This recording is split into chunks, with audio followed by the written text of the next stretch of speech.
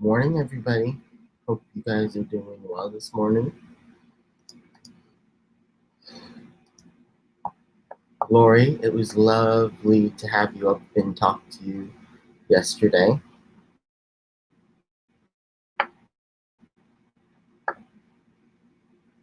I really did enjoy that, so thank you. Let me get this pin.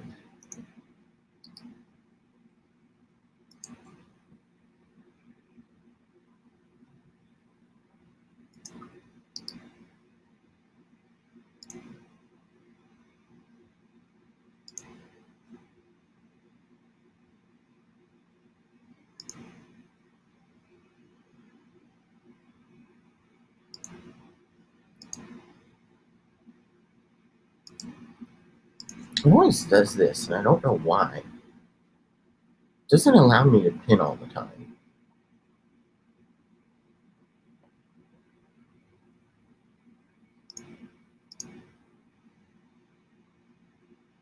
Morning, Geek Boy. Greg. Good morning.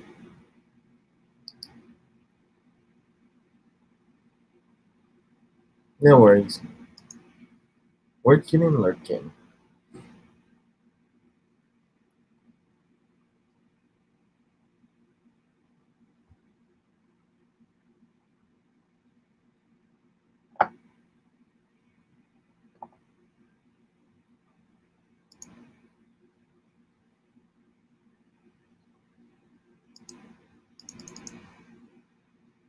Oh, whatever. Good morning, everybody. Hope you guys are well. Good morning, Alan, Robert, Lori, Geek Boy, Greg.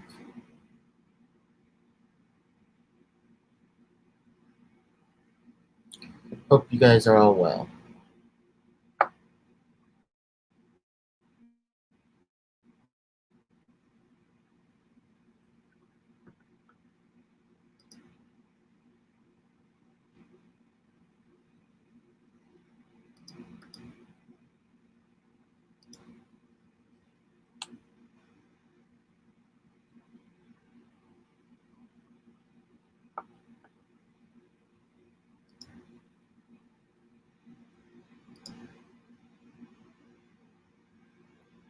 There we go. I don't know why though. It's always so difficult to pin. But it is. Okay. Morning, my fish tanks, aquatics.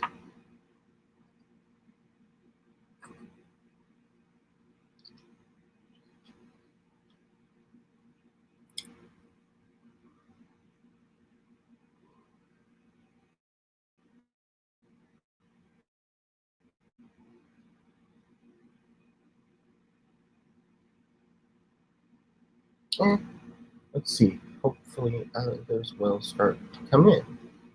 I don't know.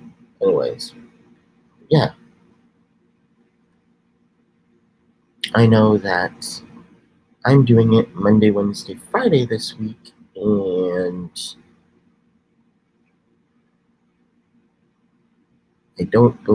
I think Jess is doing it tomorrow. So we flip-flop days. I had asked her to do tomorrow, but she had just said to flip-flop, so that's what we did. So lucky me, I get you guys 3 days this week. Very happy about that.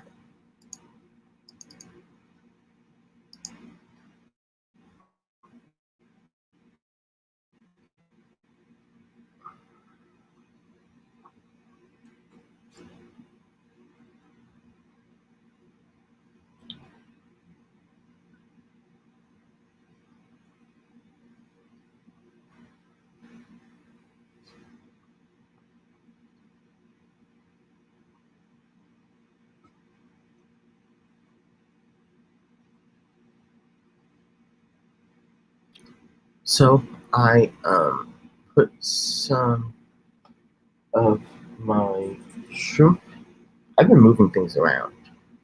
Not the tanks, thank God. but plants and other things have been moving around, so we'll see. I'm hoping to get some bettas, and I'm thinking I'm gonna put them in the 20-gallon high, and I want a few other fish, so we will see.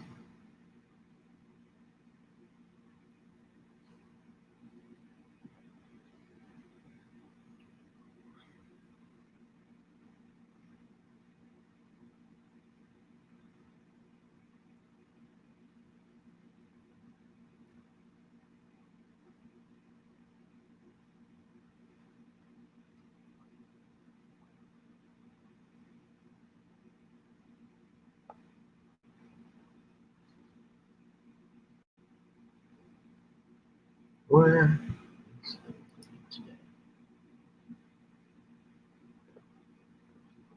Hoping more people will pop in. Um, but thank you all for coming.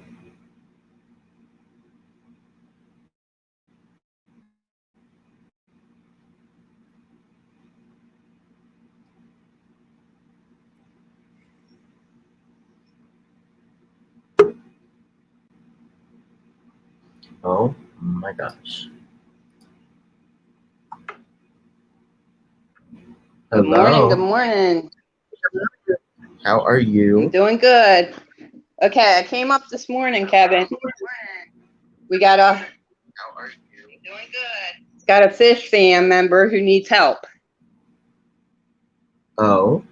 Yes, we found out yesterday on Big Tank Hank on Catfish Nation from Jess that Big Tank Hank needs to move out of his house ASAP. His house is being foreclosed on, and he's got a GoFundMe set up. Oh my gosh. Do you have it? Yes, I'll have it. I'll put it in chat when I pop back down. But I just came up to let you know what's going on and why the GoFundMe is going to be in the chat. I appreciate it, and I hope if there's anything, I know the fish fin will be there. So if there's anything we can help with, let us know. Let me know if he has anything. But yeah, I will. I'll get a hold of him. Yeah, well, I'll put the link down in the chat when I get off the panel. But I told Jess last night I would come up and explain what was going on. Thank you. I appreciate it, and I don't think we have a ton of people in here right now. So later, when we do get more people coming in, because everybody's coming in right now, probably halfway through, I will mention it again. Thank you so much for coming up. Oh, no problem. Like I said, I told Jess I would pop up and let you know. So I'm going to get back down to the chat. I do appreciate it. Of course. Thank you for stopping in, or up rather. Thank you. Oh my gosh. Hey, Poe. Hope you are well. Haven't seen you in here in a little.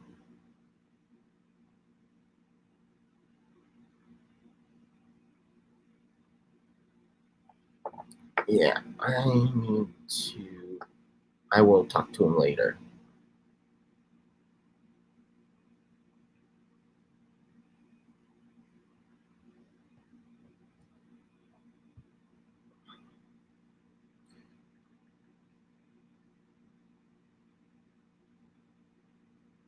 That sucks. Because it's too early. Yeah, I get that, Poe. I do, trust me, I get that. I'm out to be driving, lurking. We'll probably miss most of the stream. Please chase on a few texts, but one way or the other, I'm listening or here in spirit. Thank you, IHSP. Appreciate it. Playing, I know, but thank you.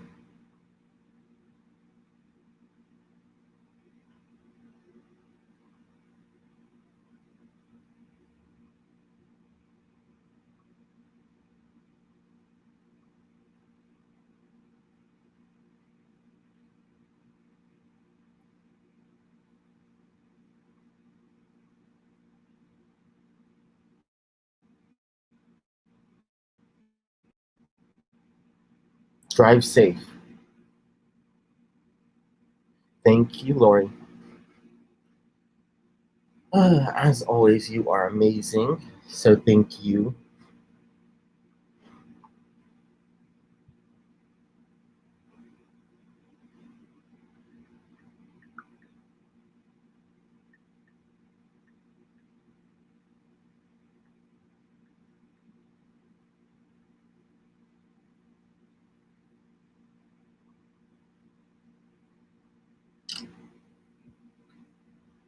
Hey, John McKenzie.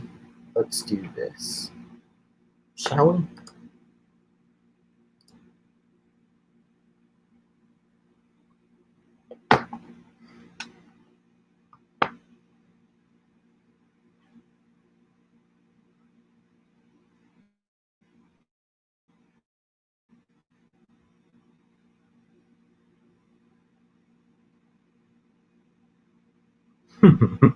Hey, Rocco. Oh, you're going to the vet. Well, hope it goes well, and much love and blessings, Rocco. Going to buy stuff today in Big Town, 2.5 hours away, so had to wake up early. Oh, what you buying? Now you've got me intrigued. You can't just say that and not tell me what the heck you're buying, Poe. No, stop it. That's not cool. You need to tell me what it is. What are you buying?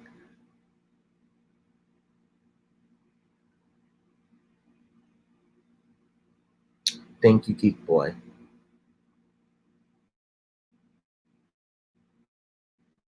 I wonder. Let's do this too.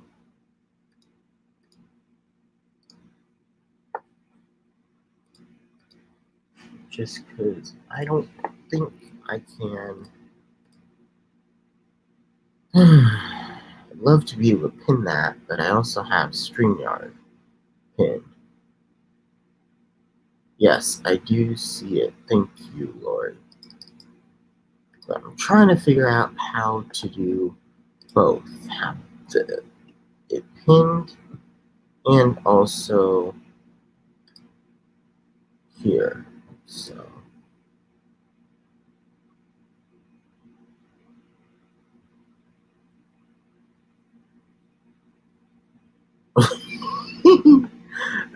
oops, that happens way too often.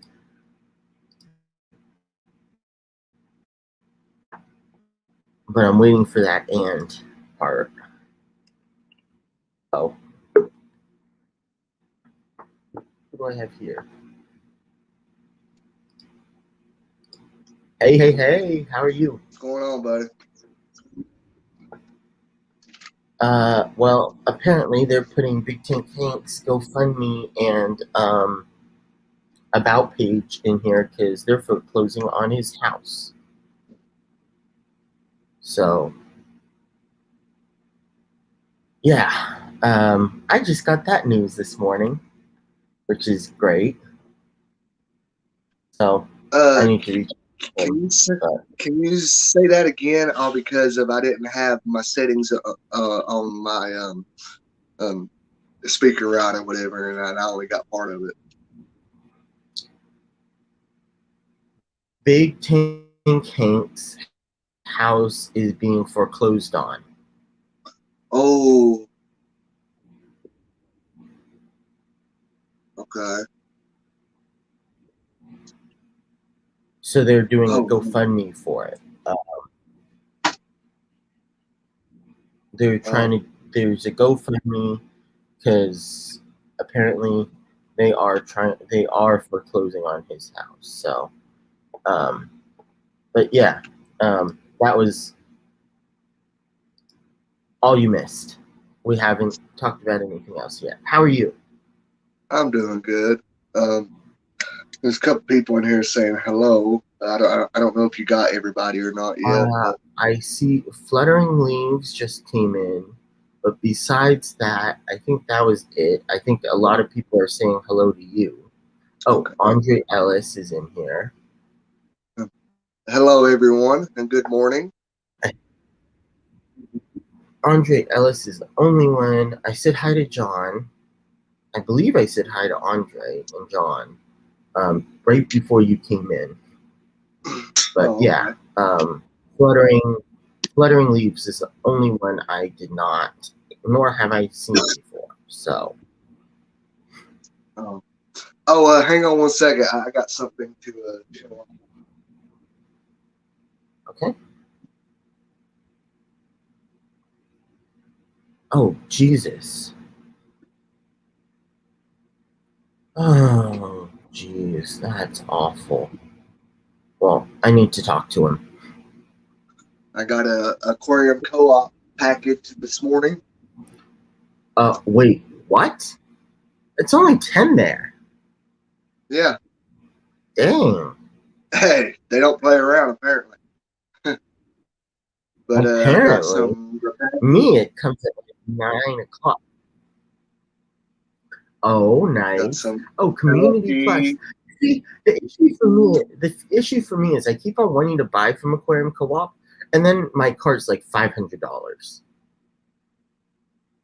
Oh yeah. Or $700, and I'm like, I only meant to spend $200 there. And I got a big roll of. I see that, a huge roll of freaking airline tubing. Well, see, so I just went ahead and bought that roll because of like my plans that I got in the future. To get done what I need to get done, I would have had to buy like 3 packs of that stuff. You know what I mean? And then like I was doing with the math and everything on it, and then like after I would have bought those 3 packs of like 25 feet of it or whatever, that I could have put like $10 more with it, and I could just bought this whole row. So I just went ahead and done it. Oh, Geek Boy, you can send it to me. I would be happy to take it. Hey, Rocco. Good morning. How's everybody doing? Not too bad. How are you? And Geek Hey, Boy, Rocco. I would be happy to take it. Yeah, Andre. All right. I'm not like building a fish room. I mean, of course, it's going to come in handy later on down the road. But I'm getting one decent size air pump to run all my tanks instead of doing all those little smaller pumps. So then why don't you just use PVC? Well,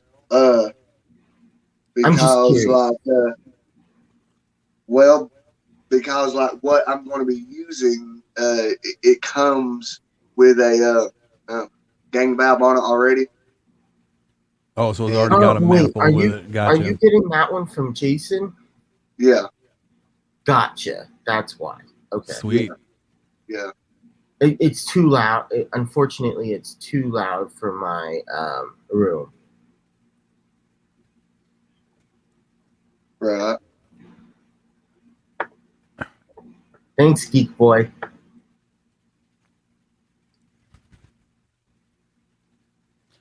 Well, today's the big day, guys. What's going on? My blue panique is supposed to be here today. I can't wait. Oh, nice.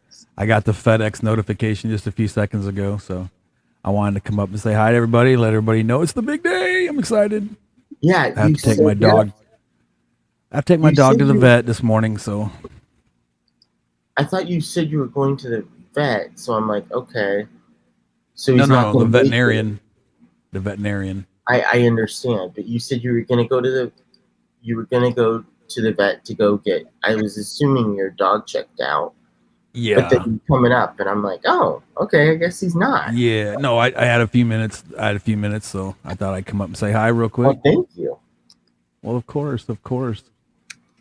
I had to make sure I came and showed some love. Make sure you guys hit that thumbs up too.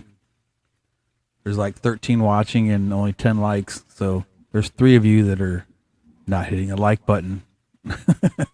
I think So I want to get an air pump like that too, but I'm thinking I want to get what is it called, the linear air pump, the real quiet. yeah, linear air piston. That's what pump. I want. That's what Yeah. I want. Unfortunately, they cost like $200. Let me know Yeah. how it works, Rocco. Let me Yeah. know how it works for you, because I have the issue that I have. I was gonna get one, but it has to be in my room, so it needs to be pretty quiet Oh, really? because it's all in my room. All of See, my that's what I'm running into, because the fish room is a room off of the house, but it's like right next to my bedroom. So oh, not feeling, staying up all night listening to. yours is right next to the fish room. Mine would be in my room, my bedroom. It would be inside my bedroom. So that's the Right. issue for me. Whereas for you, Right. hopefully, if there's a little bit of delay, but either it's Right. pretty silent. It's not so much me. I mean, I've slept through artillery fire before, so I'd be laying in my cot, next to the artillery range, and and it didn't bother me. But I'm sure my better half would not like to hear a linear pump going all loud, so I got to make sure I find a quiet one. You know what they say: happy wife, happy life. So Yeah. Yeah. That's what I've heard. yeah. I'm here to tell you it's true. It's true. Oh, another thing too. The Tank Tribe. I got your logo, and I will be coming home from the veterinarian, and I will be putting that on the T-shirt. And I'm pretty sure I got 1 or 2 other ones to add to that yet. So if anybody's still interested in putting their name or logo on a Fish Family T-shirt, make sure you get with me, and I'll go ahead and square that away for you. Do you mind doing one for me too, Rocco? Say that one more time. I want to put mine on there, but I don't have a logo at the moment. I can just put your name on it. That's fine. Yeah, that's what I was It's up to hoping. you. Thanks. Yeah, too easy, man. Too easy. Thanks. I'll just pick a really cool font and I'll put it on there for you. Thank you. You bet, man. You bet. It's all about showing the world about the fish family, Oh, they're doing well, John McKenzie, and Steph is saying put it in a styrofoam insulated tote. Yeah, you could do that too. I'm just worried about the heat. That's what I'm worried about. The heat on Or a one pump of like the that. one of the other things is you can wrap it in like bubble wrap. Oh, fantastic, Monster Fish Gal. That'd be awesome. Oh, one more thing too. Now, I've never shipped fish before, so I don't know how I would do it or anything like that just yet. But if anybody is interested in a flower horn, I know I'm on this flower horn kick, sorry. But I did find, and unfortunately it's not from my sponsor yet, but I did find a really awesome deal on 4 flower horn. They're super red dragons for $60. Huh. Yeah. Well, I mean, it's from a guy from my considering- hometown back home in Illinois, so he'd have to ship them. And unfortunately, he's got to ship them next day, which is a good thing actually, but it's costly. You know what I mean? So Right. if anybody's interested in getting in on a package deal on that, if anybody's interested in a flower horn, maybe I could order the fish, have them sent here, and then I could ship them out. It's up to you guys. If you're interested, I thought I'd pass on a good deal to everybody if they're interested. Now, keep in mind, everybody, if you don't know anything about a flower horn, they get big. So Yes, they do get big. They're like an So- Oscar. They get big. plan on getting a 75-gallon at least. And Bare they, minimum. And they Yeah. cannot be really kept with anything else either. Not really. No. Right. Unless you put like a pleco or something like that, but it's got to be something that is a good size. You know what I mean? Not necessarily. I'm not necessarily saying it's got to be a common pleco where it gets 2 foot long, but an adult bushy nose would work. But That you would can't work. really keep much else in the tank with it. So Yeah, pretty much. He's a Just solo remind- artist. Yep. He's totally solo. You know, like they should call those fish like the Hulks or something now because they're always like mad Ooh. names. Yes. Right on. I know I got to get with Jay Oliver because he showed me some of the flower horns that he had, and they were gorgeous, super gorgeous. That's why Well- I'm kind of debating on whether to buy one from this guy or not from back home, but I think I'd rather Well- buy one from Jay.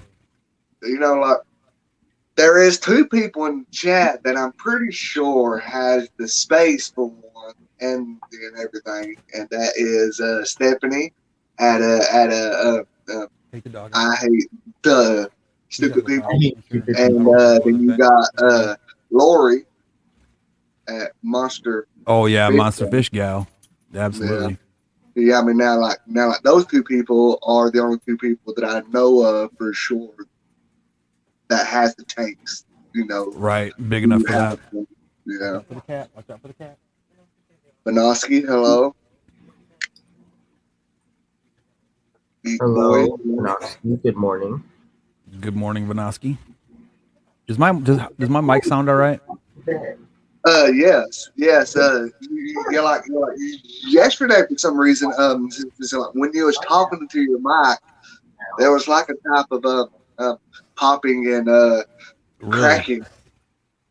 I wonder if I have a Kevin. background. How, So you got a wedgie, Kevin. What? does it sound like that now, or does it sound all right now? You're good. Okay. I think I might have just had a bit of a grounding issue. What did I Hey, do? Bob. Nothing, Kevin. Why is he? What is he blaming me for this time? Nothing. Uh huh. It is nothing, Kevin. Trust me. Oh, Rocco. Autobots. Supposed to be leaving, Rocco. The Autobots. Yeah. Okay, and of course he's ignoring me. Andre. So, Who? Oh, Rocco. I said Rocco needs. I said, doesn't Rocco need to be leaving to the vet soon? hey, just out of curiosity, what's going on with Big Tank Hank? They're foreclosing on his house. No way. He has to leave in a week. You're kidding me. I wish I was. Oh man. Well, guys, if you got some extra spare change, man, definitely go do that, man. Help the fish fam. Yep. Yep.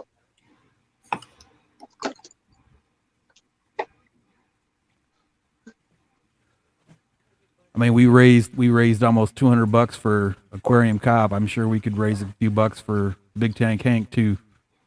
At least. But he's gonna need. Yeah, no. We definitely need to do something because. Hey, just out of curiosity, what's Kenny's numbers looking like right now? Anybody know? Really, you're gonna make me look? You already got Who fed. let the dogs out? Oh, my bad. MFTA, hello.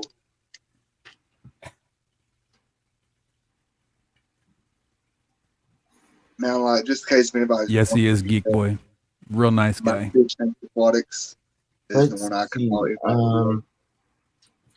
I believe, isn't it pinned? I hope I pinned it. I tried pinning all three. I have to pin StreamYard, but yeah, Big Tank King stuff is also up there pinned. Danikin. Let's see.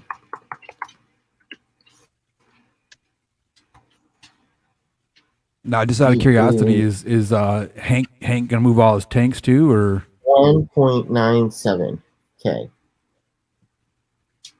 so he's still about 30 away then?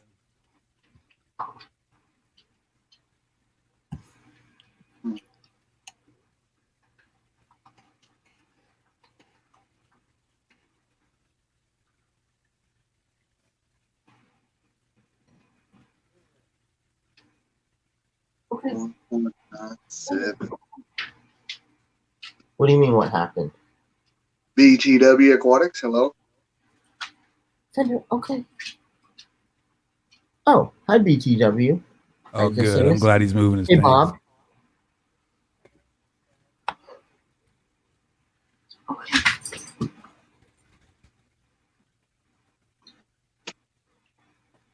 I really do not want to go spend this $300, but oh well. It's for my dog, so Oh yeah. he's got to get X-rays and stuff on his legs and stuff, his back legs, and his back. Oh yeah, he's been having trouble Yeah, running and walking, right? right. Yeah, he Or just when he because jumps. normally when I would walk in the house, you know, I come in from outdoors, he would come running like a rocket, boy, and he'd just leap, and he'd he'd hit me like almost square in my chest. I mean, that's how high this little, and the dog's not even a foot tall, you know. So he's like this little rocket that runs around the house, and is within the last, I don't know, week or so, he's just been real. I don't want to say lethargic. I mean, he still gets up and runs around the house, but he don't jump like he used to, and he doesn't jump on the bed. And now, yeah, I gotta like in the middle of the night, he'll, and I'm like, come here, Bandit. You know, I'll pick him up and put him up on the bed with us. You know, and then 20 minutes later, he'll jump down, and then I got to pick him back up again. And but no, that little dog has been a lifesaver for me. So I really, you know, I don't mind spending the money because when I had my motorcycle accident, I was home by myself and I had nobody around. And I got this little dog because nobody wanted him, you know, and, you know, him and I are kind of the same. You know, I was adopted because nobody really wanted me either, you know, and my parents chose to love me. And that's how I feel about Bandit. You know, I chose to love Bandit, and, you know, he's not here for my entire life, but I'm his whole life. You know what I mean? So I gave him the best I can, and then some. I honest to God, I went without eating so he could go to the vet before. That was back in the day, though, but not recently, but back in the day. Hey, Rocco. I did find some L 333s yesterday, and I want to say like there was on two different like websites. I know that like one of them was on Aqua Huna. Okay. And like I think that like there was like $25 or $30 a piece. What? That's cheap. And then I found more, but like these were a lot more expensive. And I think that these were at Aquatic Arts. Okay. Okay. But I'll check that out. I mean, like That's good. That's real good.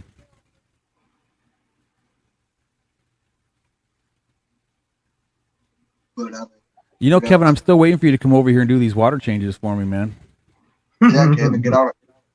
What's up, man? All right, I'm running as fast as I can, Rocco. I'm running as Right fast on. Good deal, man. I'll have the barbecue ready for you when you get here. Okay, perfect. Hey, Ricky. I'll make sure I run over to Luling and get that barbecue from City Market, and you will have the best barbecue you've ever had in your life, and you'll never want to go back home. I promise. RBA Dallas. Hello. Yes. Good morning, Ricky. RB made it.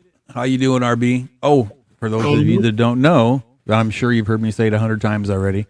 RB does run an animal rescue, and he does have a Teespring that has his logo on there. So all the proceeds that he makes from selling his T-shirts are going to go back into the animal rescue. So give the guy a hand, buy a T-shirt, and help his rescue out, man.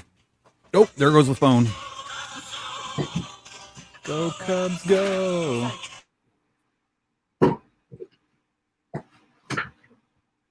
All right, let's see. People are starting. Good. We do have more people.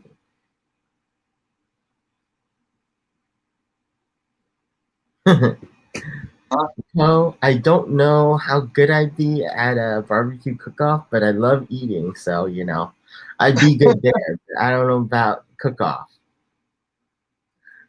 Eating, I'm great. Cooking, barbecuing rather, not quite so much.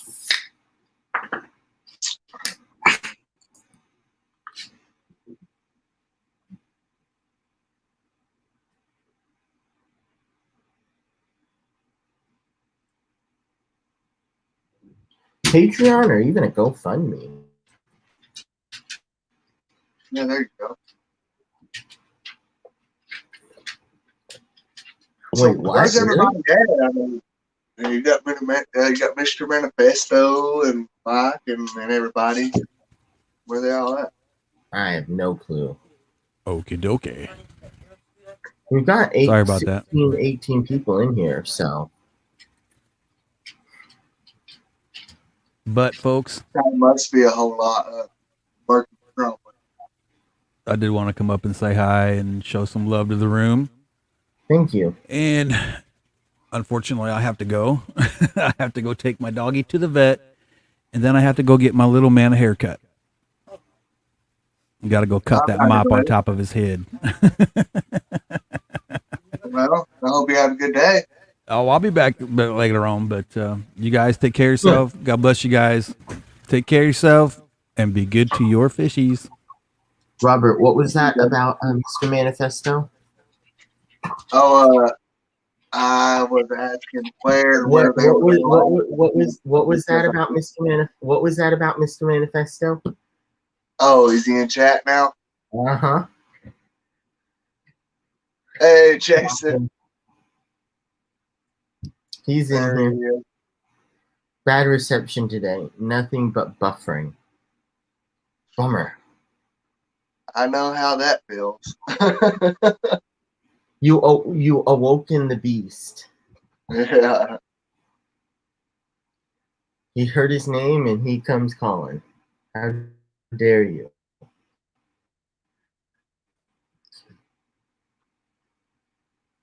So what you been up to, Robert? No, nothing much. Just been sitting at the house, taking it easy while it's been storming and stuff for the past 2 days. Oh, it has been? Yeah. I just hope that the swap this Saturday doesn't get canceled again.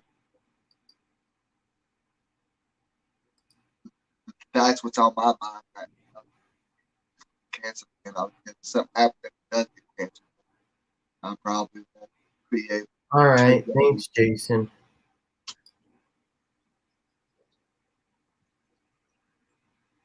Hello, Ames.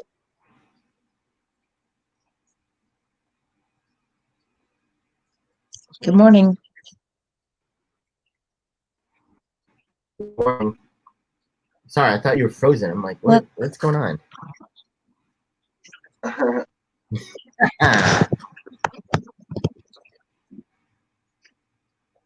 Can you see it? Yes, we can. Yeah, the new shirt.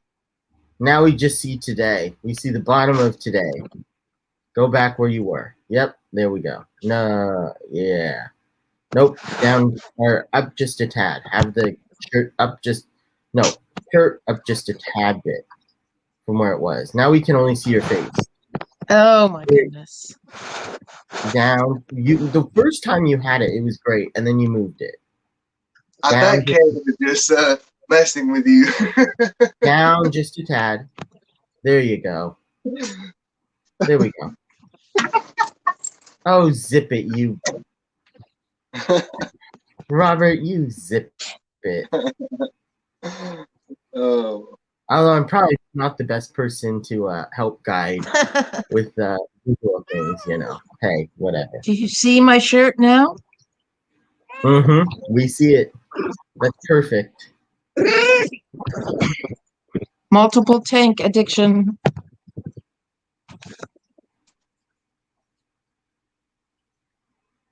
Wait, I just see the poop emoji in today. It says, I pooped today. Yeah.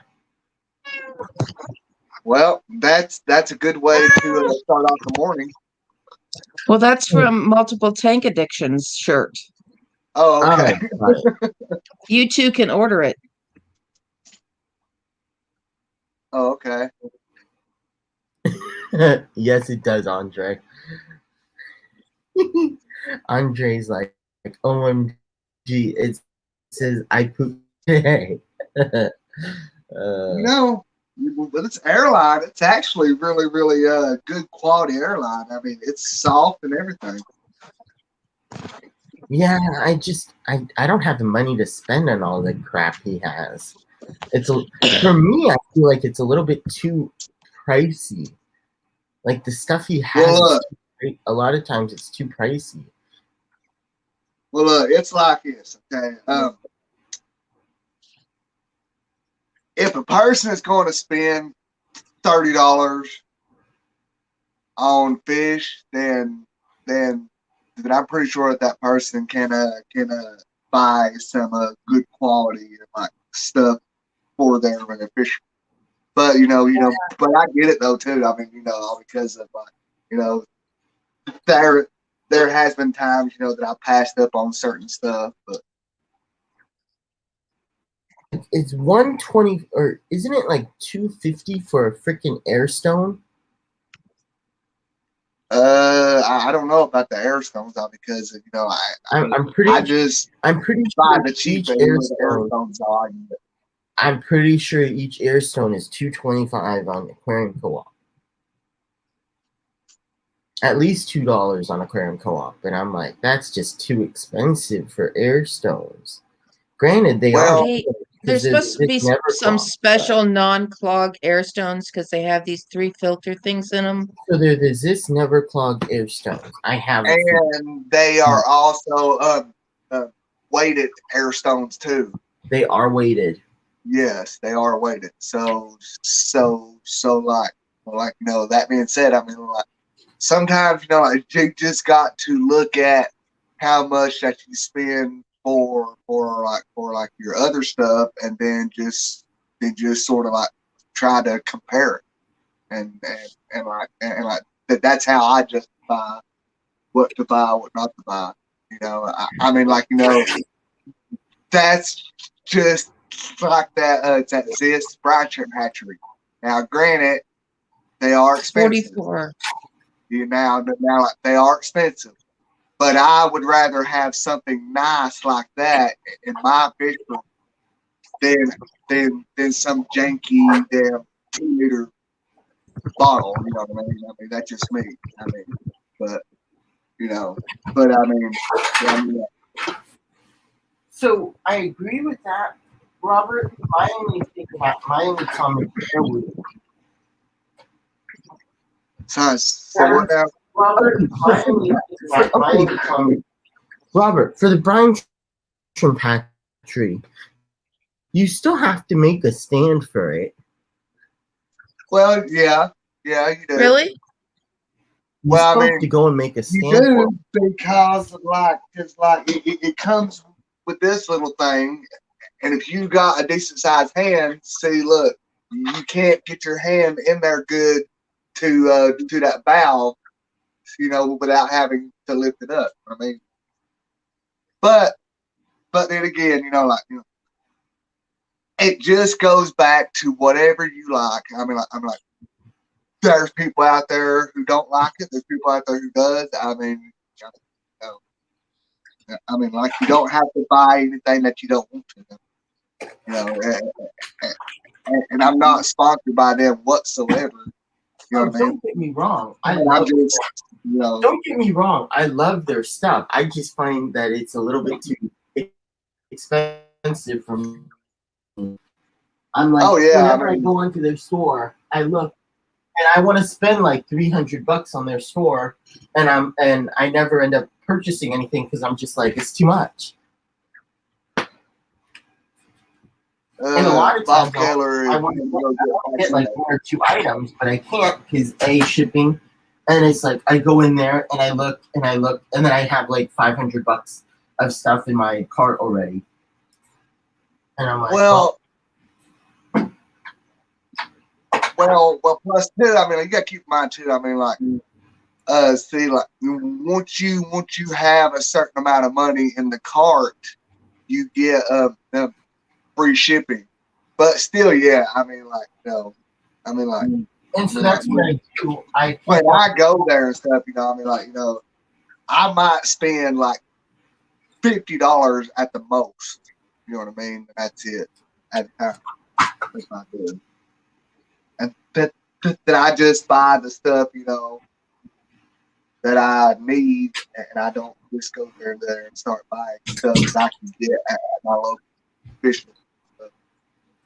Yeah, and I do get that, but anyway, I mean, I'll say, have a good stream. Have to get ready to get vaccination number 2. Oh, geez. Hope it goes well, Bob. yeah, Bob, hang in there, buddy. Where is Yeah, I mean, what did I say? Oh, He's getting everybody his saying about vaccination. He's getting his second vaccination, Robert. Well, I think that one of my new plecos died Oh no. because he ain't moving, so he's just sitting there and it's starting to turn kind of like pale looking. So you know, so I hear a little bit. I got to stick a net in there and see if he moves. If he is moving, you may want to put him in like a smaller quarantine tank. Yeah, well, I mean, but to be honest with you, I've never had like good luck when it comes to plecos. Anyway, I mean, that's kind of why I'm not buying those ones that cost like $100 until I master what I'm doing wrong with. You should talk to Rocco. But I got see right now I've got bristle nose that are doing good, but they're just certain ones that it don't matter. If I feed them what they are supposed to eat or whatever, that they just don't make it. So Have you guys seen Might the be the San water you Francisco have. Bay shrimp hatchery? Yes. which one? This one? There's like a This couple. one? What's that? You need to be more specific, Ames. There's several that they have. They got one that you Oh, take yeah, I like don't like a those bottle ones. and did it. I don't like that one. Huh? Yeah. They shoot me. I don't like that one.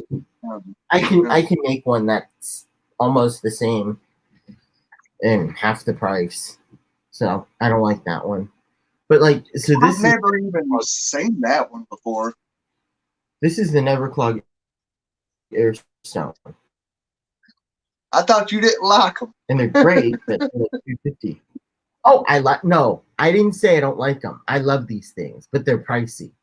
They're quite expensive. Oh, That's my comment. Is they're expensive. I didn't say I don't like them. I love these things.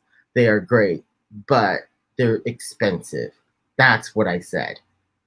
$250 for these is quite expensive. Because I wanna build Dean's rack fry system. So I want to get stuff for it, and I really want airstones because I know that I'm gonna be. I know I'm gonna use a ton of air stones in my fish room already. Like I bought several for my, which I haven't set it up yet, so I don't need it in right now. But like for the sponge filters, you use the air stones on them. So that's what I've got on the on the sponge filter.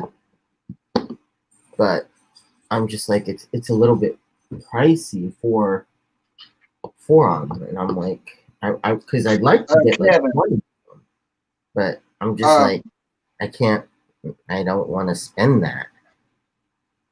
So, like, how do you like those sponge builders? Because like I have heard people talk very good about them. I just never used one myself. So, one sec. Of course it fell.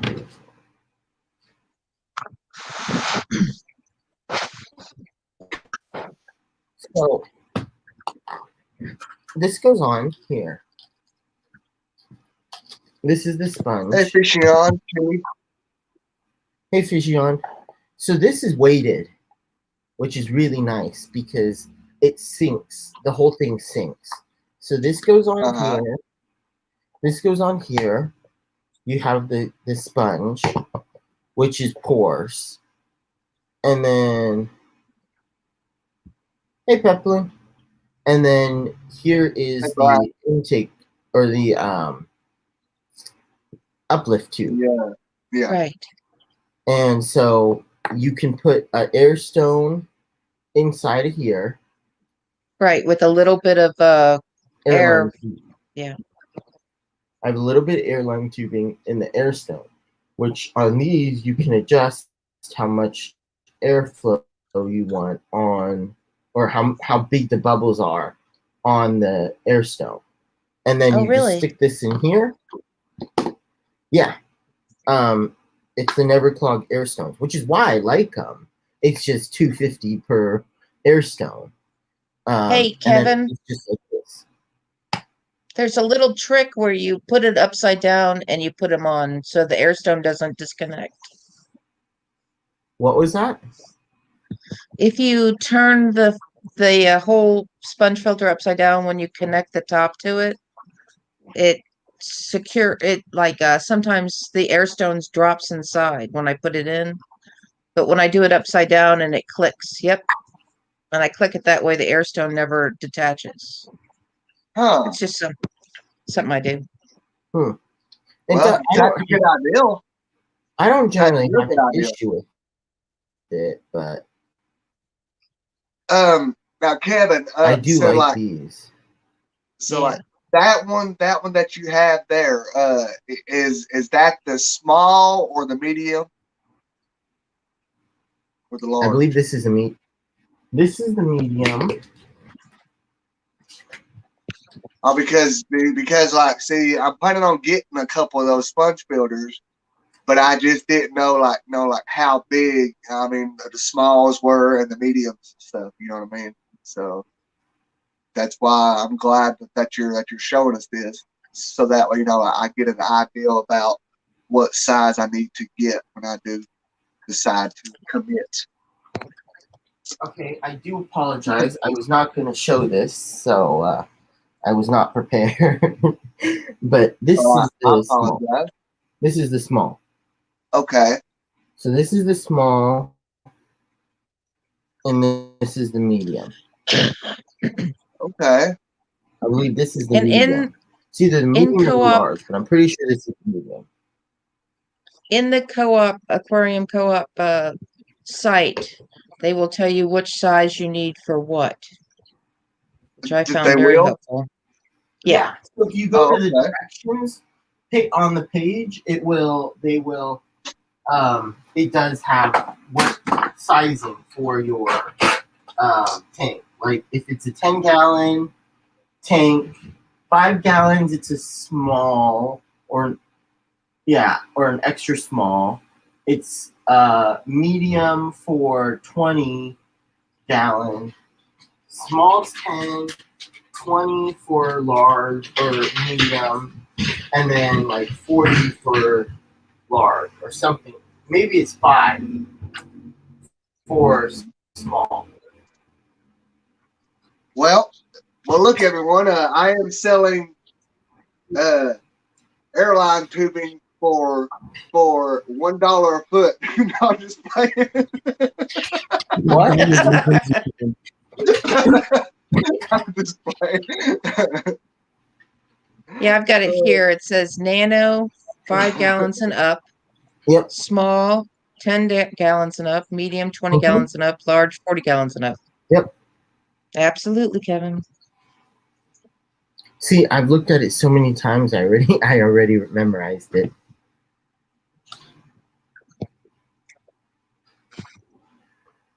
Yeah, Stephanie, that is a good idea. I mean, to be honest with you, I mean, like, that's where like I have problems myself is because once I see something that I think in my head that I cannot live without, I go all out on it. I mean, you know what I mean? It's like I will buy. It's a whole colony of like certain fish, that I want right off the bat, and yeah, it's just crazy. That's something that I need to stop doing. I need to start like just slowing down and like buying just a little bit at a time and just work my own way up. Because of so my problem is like every time that I see somebody else's fish room or something, if I see something I've never had before, never seen before, then I want it, and a person can only keep so many fish in just like 10 tanks. So I mean, So IHSP, I agree, but I want 7. I need like 10 air stones, or at least 5 to 10 air stones, and that's already $10 to $20. well, you got to think that is cheaper than buying a what you call them, the albino plecos. Yeah, that is true. Well, no, I mean, so I paid what, 25? I could have paid 25 for a pair of super red bristlenose plecos for the same price. super reds, Uh-huh. dude. Like those things are like tax and all here at the stores when I see them at. They're like between $50 and like $60 here. I know. I got Crazy. okay, Robert, you're gonna get pissed with me then. I got 20 super red bristlenose plecos for $52. Well, I'm getting it's a plane ticket to come visit you. Oh, yeah, I'll send. I want to send you some too, but there are a few people I want to send a few to because I'm gonna get like 16 of them, and I don't need all of them. I only want like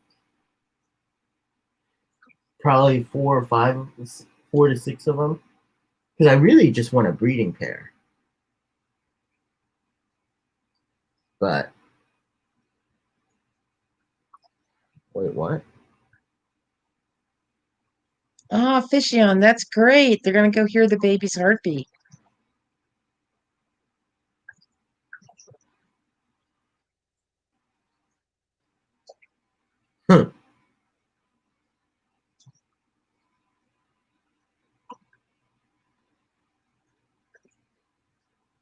I just got zoned in on like everybody's comments.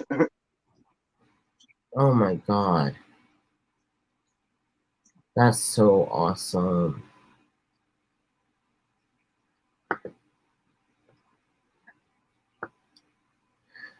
Yeah. But yeah, no, it's like I can't. I spend like what, $20, which is $25 on airstones, which is about and I only get 10 air stones for $25, and I can get what 20 bristlenose plecos for the same price. Like in my mind, I'm just like, I don't know if I can justify getting all the, or if I can justify getting air stones because it's so expensive. Okay, Kevin, hello, John listen, Oliver. Does it keep just your fish alive? right, exactly. I mean, like, you have to just think about, okay, what do I need now? I know. Now, trust me, I have the same issues that you have, buddy. I mean, like sometimes I go way, like into it a lot more than what I should. And this, so for example, this hatchery up here, I paid $50 something for tax and all and shipping. And to be honest with you, I might have used it like maybe 20 times since I've had it. What is it? That's it. The brine shrimp hatchery. Oh, So Let's trust me, see it. Where is just it's right by his head.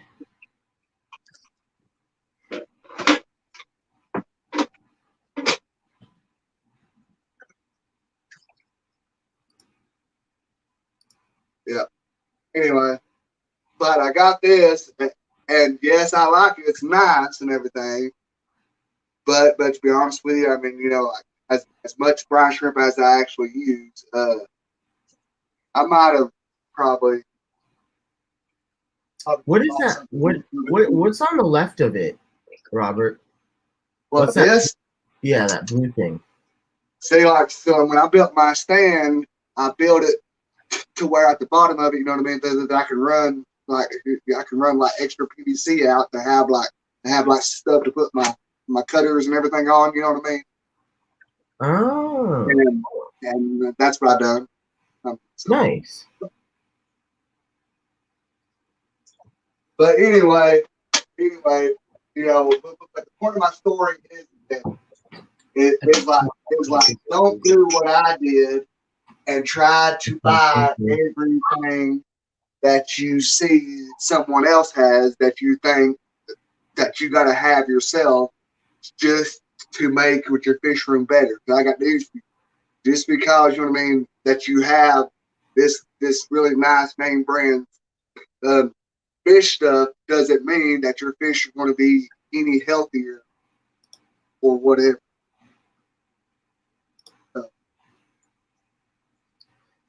Did you see Peplin's comment?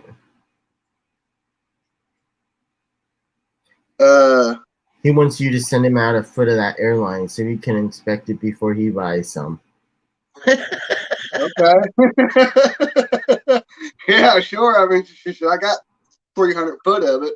I mean, you know, and like when I run it, you know, I mean, like, where the pump is going to be on this stand, it's going to run from here to these tanks. And so, like, I'm pretty sure I didn't need 300 foot, but I bought 300 foot because of like my time that I would have bought those packets of lime as much as I needed to make sure I didn't run short. That I could have just put an extra $10 with it and bought the whole row anyways. So that's why I went on ahead and bought that. Okay. Well, now you can put garland on it and hang it around your house. Yeah, there we go. Wait, so I can make some what you call those things? About people, but they hang on their porches and stuff. It's a wind chime? Yeah. I can make me some of them too. Aquarium Co-op wind chimes. I can have the hose, you know, and the sponge filters hanging down. They're just swinging in the wind. That's right. There we go. So, Jay Oliver, LPH, you have the LPH 80. How well does that do? How noisy is it? Because all of my tanks are in my room, and I'd like to get something like that.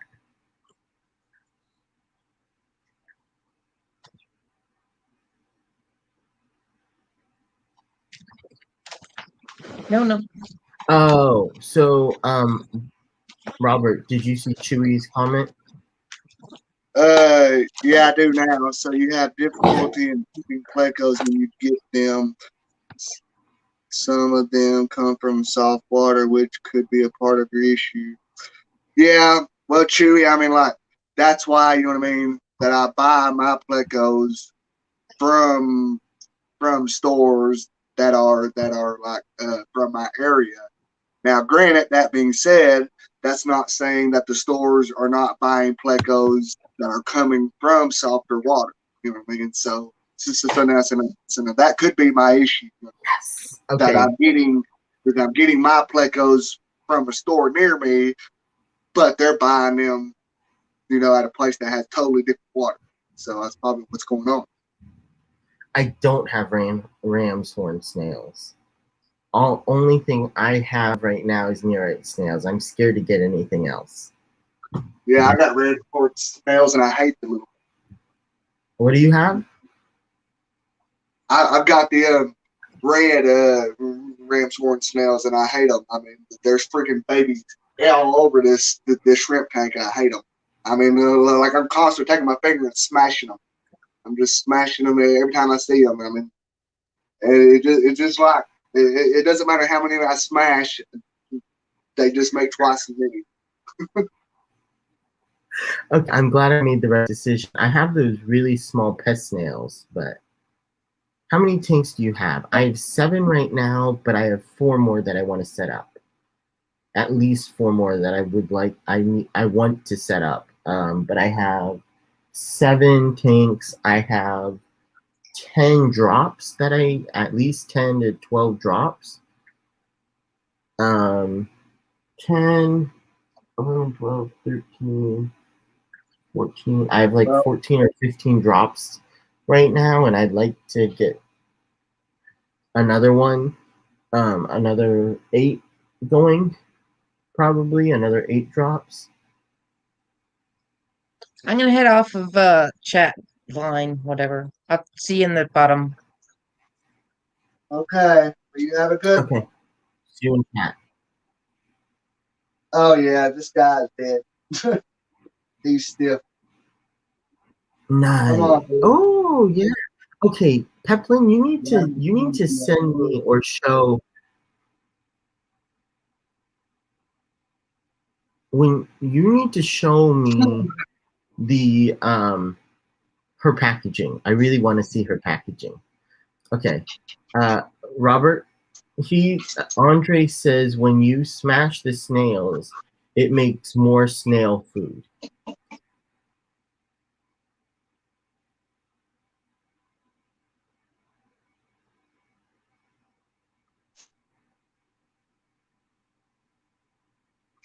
Yeah, he was dead, that's for sure. He was stiff.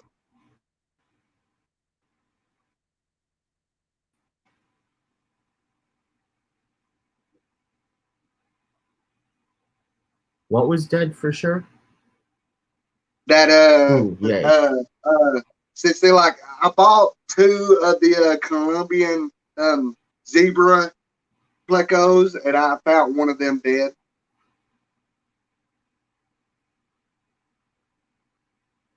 Oh.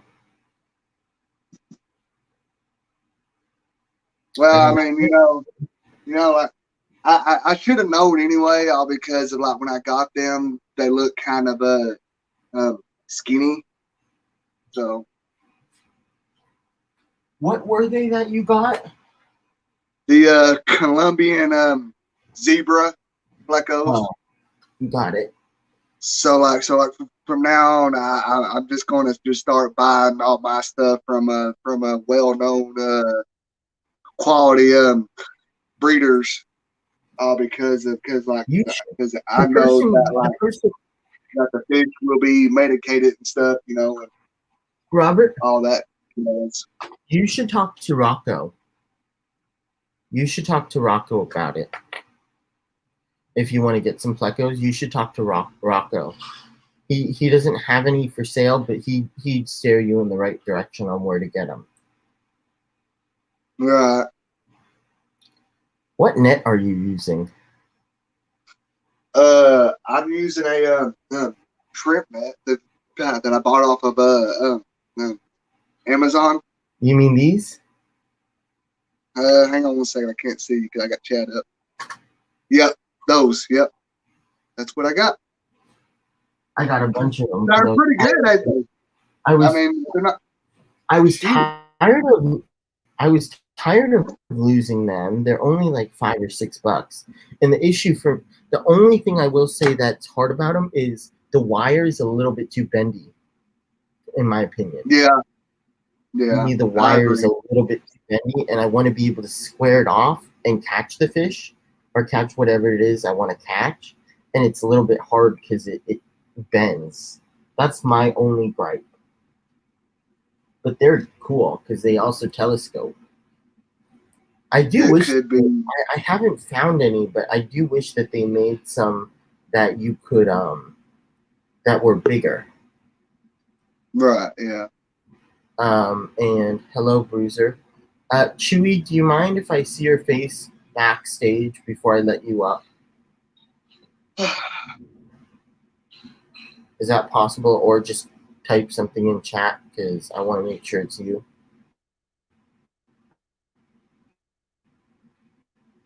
Here, let's do it this way. Yeah, you're good. Okay. Hey, Chewy.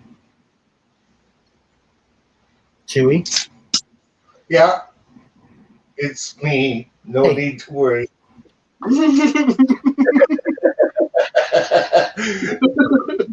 I don't even want to show my face, let alone that other discussion.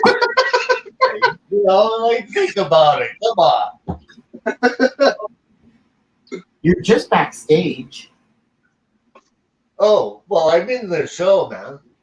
What? I'm in the show. I'm good. No, you were backstage when I asked you to show your face. I know. I have one of those cameras that has got like a thing that you can flop down so it doesn't work as a camera. Okay. Does that make sense? It's got a cover. So that's how I do it. I don't want to be seen. I just wanted to make sure it was you, and I made sure it was you. I authenticated you through StreamYard, and I authenticated through having you type in chat, so we're good. Yep, we're good. I'm me. No need to worry. I know, Ricky. He never does. But with everything going on lately, I want to. Yes, I understand the security issue. I just forgot to type that I was backstage. Yeah, you're just backstage. You would be showing your face backstage. Yeah. Well, nobody else would see it but me. Yeah. Which is the way I prefer to authenticate. Yeah. Yeah.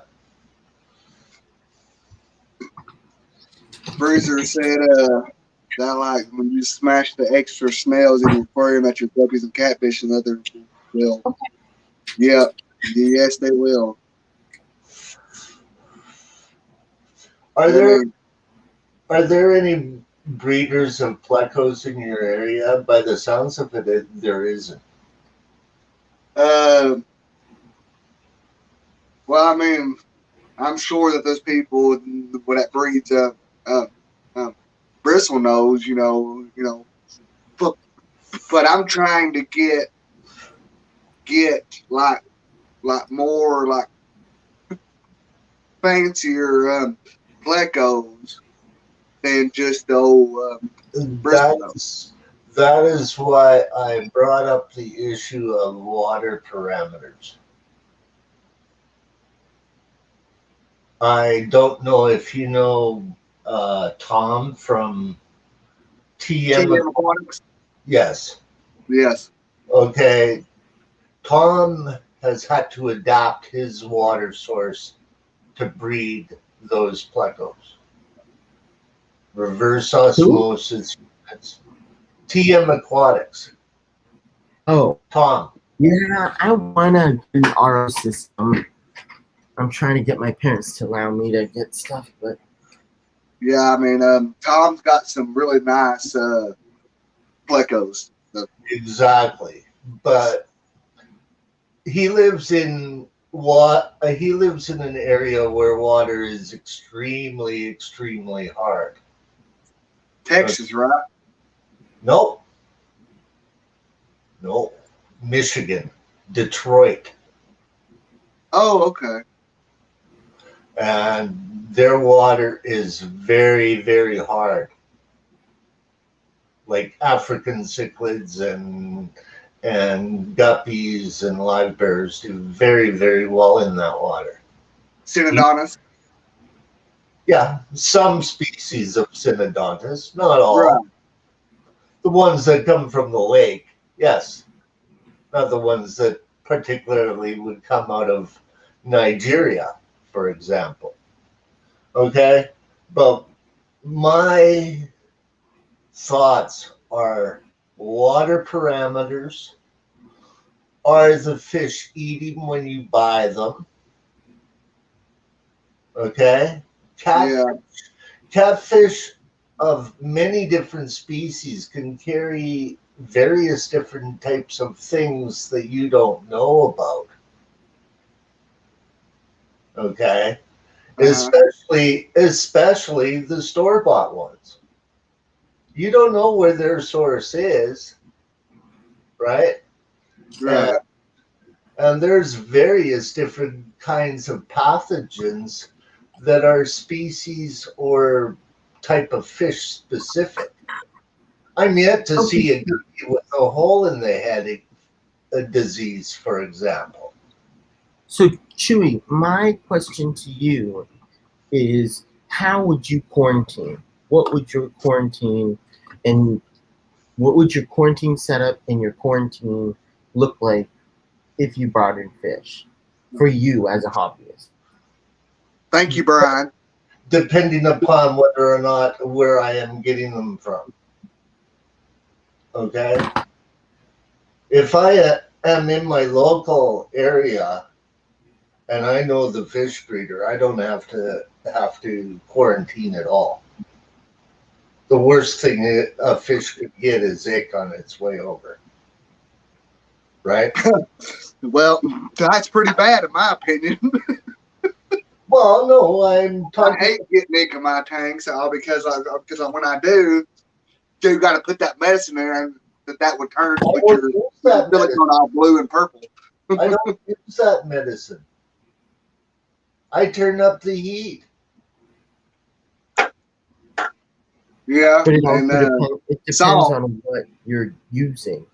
Sometimes you can just get rid of it by heat. Hey, let me ask you what fish you have, but it doesn't totally get rid of it. It's some dormant, people but it use doesn't always get garlic too. It will survive in a tank in a dormant stage anyhow. When It can you fall heat, doesn't in your- it? Hey, S. Ick is one of those diseases that is always in your tank. It's just that your fish's immunity is strong enough to fight off pathogens that are in your aquarium. Anybody who thinks that a pathogen lives in an aquarium, pathogens are all over waterways. Okay? They're in the wild, they're in aquariums, but a lot of them are in dormant stages due to the fish's health. It is when a fish or an animal becomes stressed out that they become sick. You know, look at our human race, right? Age works against your immune system too. There's no such thing as being in a bubble where there's no bacteria and no diseases. Kind of understand? So Right. it could be the worst thing that I could get from many breeders' tanks just due to the fact that I've caused the fish a little bit of stress in getting them home. My normal setup, if I don't know the pet shop owner and I don't know their quarantine system, I'm quarantining for 6 weeks minimum. Okay, and what are you looking for? I'm curious now. The first thing is observation. But you need to know what you're trying to observe and what you're looking for. Is there any external types of diseases noticeable? If I am at a pet store and I see the external diseases, I do not buy the fish. Well, no, I mean, I mean, I don't. Now, granted, now I have seen people, who were like really, really new in the hobby, and like they bought fish, and and I told them not to buy them because they had, ick on them at the fish store. I was like, I wouldn't buy them, and it's like, oh well, we got all the stuff at the house to treat them. I said, well, I guess you got more money to toss away than I do. Well, let's just say that Hey, Miss Patty. when you are involved in receiving fish in the mail, you're definitely going to deal with some sort of issue of stress because of how the fish are being shipped too, right? So during the first 2 weeks, even a healthy fish could come down with stuff like ick, stuff like that anyhow. It might not show up right away, right? But there's that possibility. There's that possibility of you buying a healthy fish and going home and on a cold day and your fish get ick, right? Yep. Okay. It or white spot. Let's put it to you as white spot. Okay. Okay. White spot is a very, very common thing. And I find a lot of people overtreat for that particular disease anyhow. Let's dump some chemicals in rather than looking at nature's way of dealing with the problem. And I have been guilty of that myself. Yes, I will admit it. Yeah. I know I pre-treat just because I can't see very well, and I need Like to. quarantining. For about a week, I might only put a little bit of salt in the water to basically help the fish breathe a little bit better and get over the fright of being in shipment if I don't see anything. The thing is when you get, let's say, over 5,000 fish in a shipment of fish, this is where you really notice it and really have to understand the quarantining system that you do. You do not want to be throwing every chemical at it because you don't know where the fish is coming from. And if you do, you have to observe the fish, know the fish diseases, right? Yes. Before you medicate, there's no sense in throwing, shall we say, penicillin at a cold. Penicillin is not going to do anything for a virus. Okay? So, bacteria drugs are not going to do anything for a parasitic disease.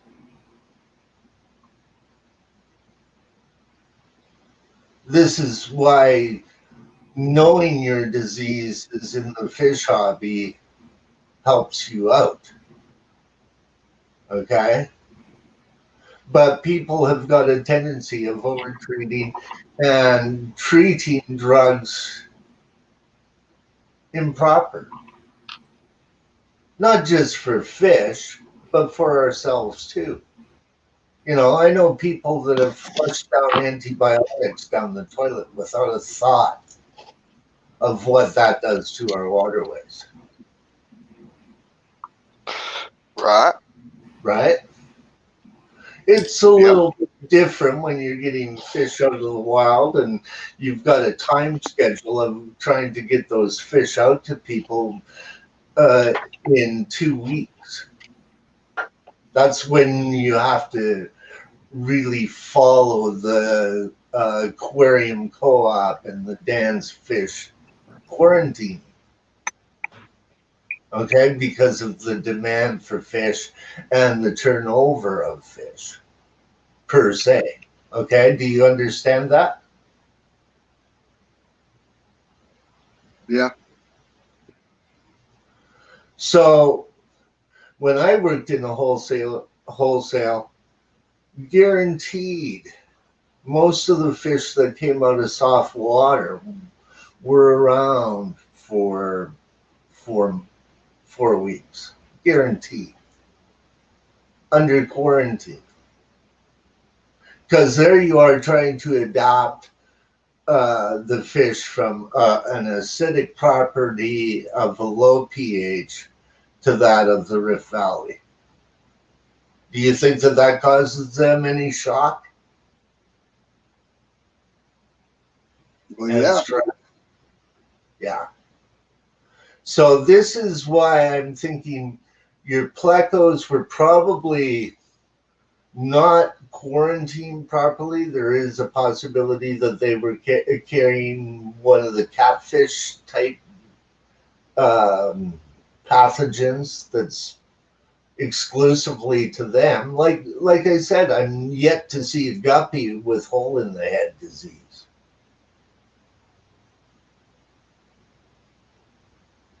See it in Oscars a lot, see it in discus a lot, but I'm yet to see a guppy with hole in the head disease. It's the same with Columeris. I'm yet to see some other species of fish other than guppies and the regular fish that get that disease with that disease. Kind of follow, Bobby? Yeah. And Kevin? So generally, quarantine time for me, if I am getting the fish direct, I gotta have like a wide medicine cabinet back in the day, okay, just to treat that fish. It's a factor involved. That's why some people will buy sick fish and go, I've got the medications at home. Right. Yeah. It doesn't bother me too much. Like a clown loach, every time you move a clown loach, it gets ick.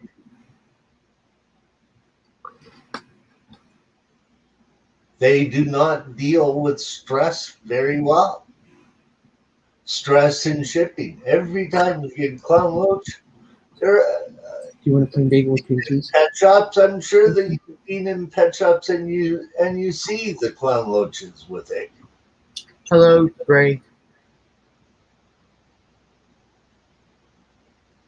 You know, and also too, I mean, there is something, you know, that I started like doing myself, and that is like, you know, I started trying to find out what pH that the person I'm buying from has their fish in before I bring it to mine, because of like that has a big factor too in whether you are able to lower or raise your pH as needed for that new fish, and then you can get them adjusted to your water slowly. This is where the RO and the RODI units come in. Like, Exactly. Yeah. like Aquaballs is breeding black rams in high pH because of the RODI water that he's using. The pH is still high because the DI is putting back minerals into the water that are more benefit for plants rather than gold and silver and all of the other minerals, heavy minerals that are in water. Okay, it's more of a natural, like what the plants need. Okay, whereas when I heard the amount of TDS, I knew right off the bat the total dissolved solvents do not add up to his pH level of 8, whatever it was. And so you get into remineralizing the water, and that you should also know from the breeder. You know, like that is one of the reasons why, you know, like I do not like putting wood in my tanks, because like it will lower your pH. And It depends on the fish that you have. well, yeah, but I mean, you know, but I mean, like most of the fish that I have, like a higher pH. You know, like Gus is Your synodontists that come out of Lake Tanganyika that you've studied a lot on, okay, come from hard water. You know, like it doesn't really get any harder without it being salt water or brackish. Like Lake Tanganyika and Lake Malawi are very, very close to being brackish, if you really think about it. Whereas your plateaus are coming generally from a rainforest area where the water is rather soft. And only a few plateaus really do well in harder water. Bode Mama, hello. Of pH, shall we say. It's more about the dissolved solvents than it is the pH. Hey, Bode Because Mama, you strip minerals. did you see Steph's comment by chance, too? Yes, I did. It said the DI part of the RODI does not do the remineralization. It's the person has to put stuff in it to remineralize. Yeah. You know, but like Aquaballs, it is remineralizing. you know, but like I mean, you know, like because of me not having a lot of experience as far as like getting to the scientific and the biology side of the fish keeping world, I try to stay away from stuff that I got to like really, really change my water a whole lot for. Now, granted, as time goes on and I want to expand and get, you know, like the more sought after fish or whatever, then yes, I will look into it. But a lot of it has to come to do with that there's a lot of I do not understand, and that's just going into a whole different world for me. That is why I suggest Planet Catfish. Now, I used RO water, not RODI, in my system because of the fact that it was a chemist. My pet shop owner was a chemist. So that was his degree. So I would get him to do my water for me in my deal. My water was down at around 6.4 pH. I think mine's at like 8.4, but it's like 20 or 33 TDS, which seems crazy to me. Well, they're stripping minerals. But then how is my TDS so low, but my pH is so high? It's replacing it with some other type of chemical. Okay? It's being done at water plants where you get the high pH still, but the low TDS. Yeah, and that's what I can't figure out how they Well, do that. But that is an RODI. It's not, let's per se, remineralizing, like going out and buying products to remineralize. It's just not affecting the pH. That is generally RODI water. The pH remains high.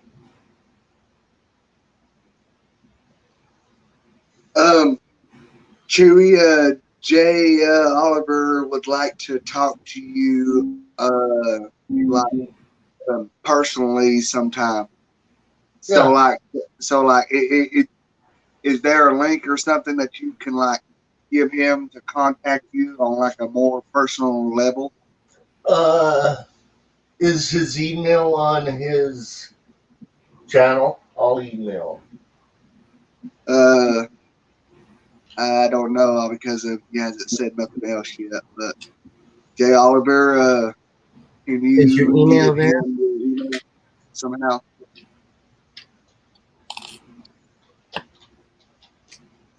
Up, you guys.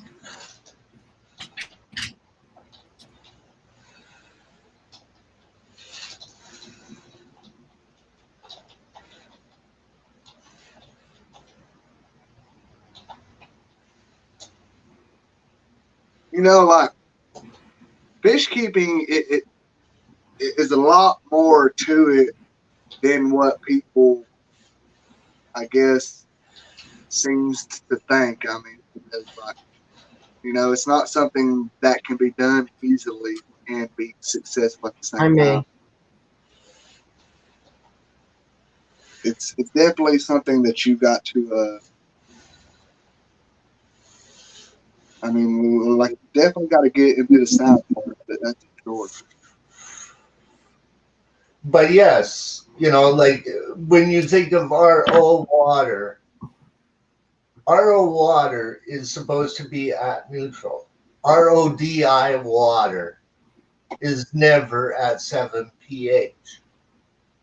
It seems as though it bounces back to the exact same pH as your water, generally speaking. Oh.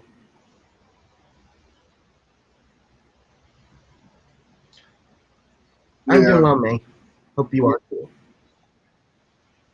And for anybody And that is why I question Aquaballs. You've got 8.0 pH breeding rams that Dean drops his water all the way down to like 5 to breed.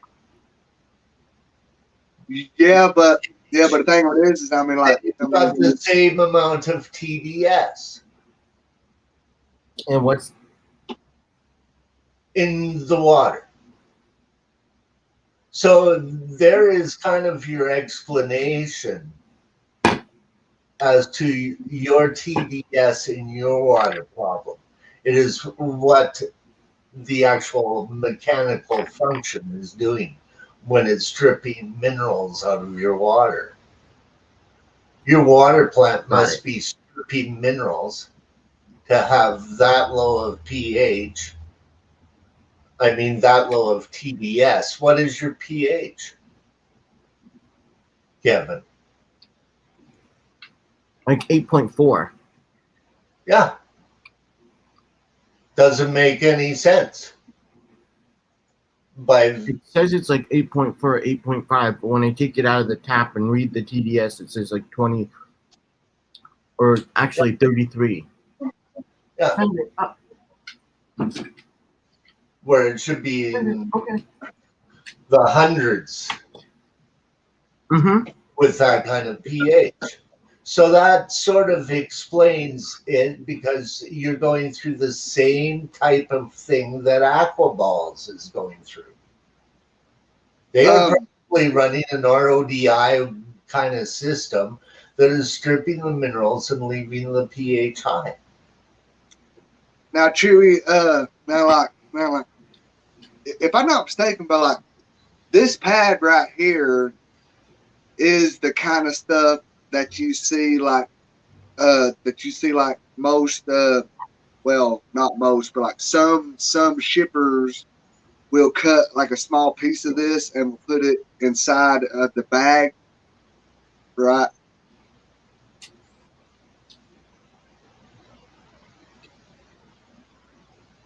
Because it like takes out the ammonia or whatever. Yep. And generally, I've seen it tested, Steph, right at my pet shop owner's store, where RO was exactly riding at around neutral.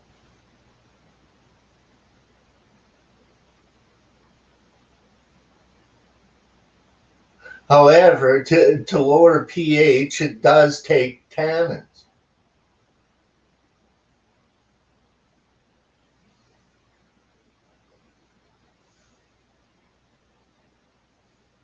Yes, Alan, I agree with you. She does have a really, really nice logo.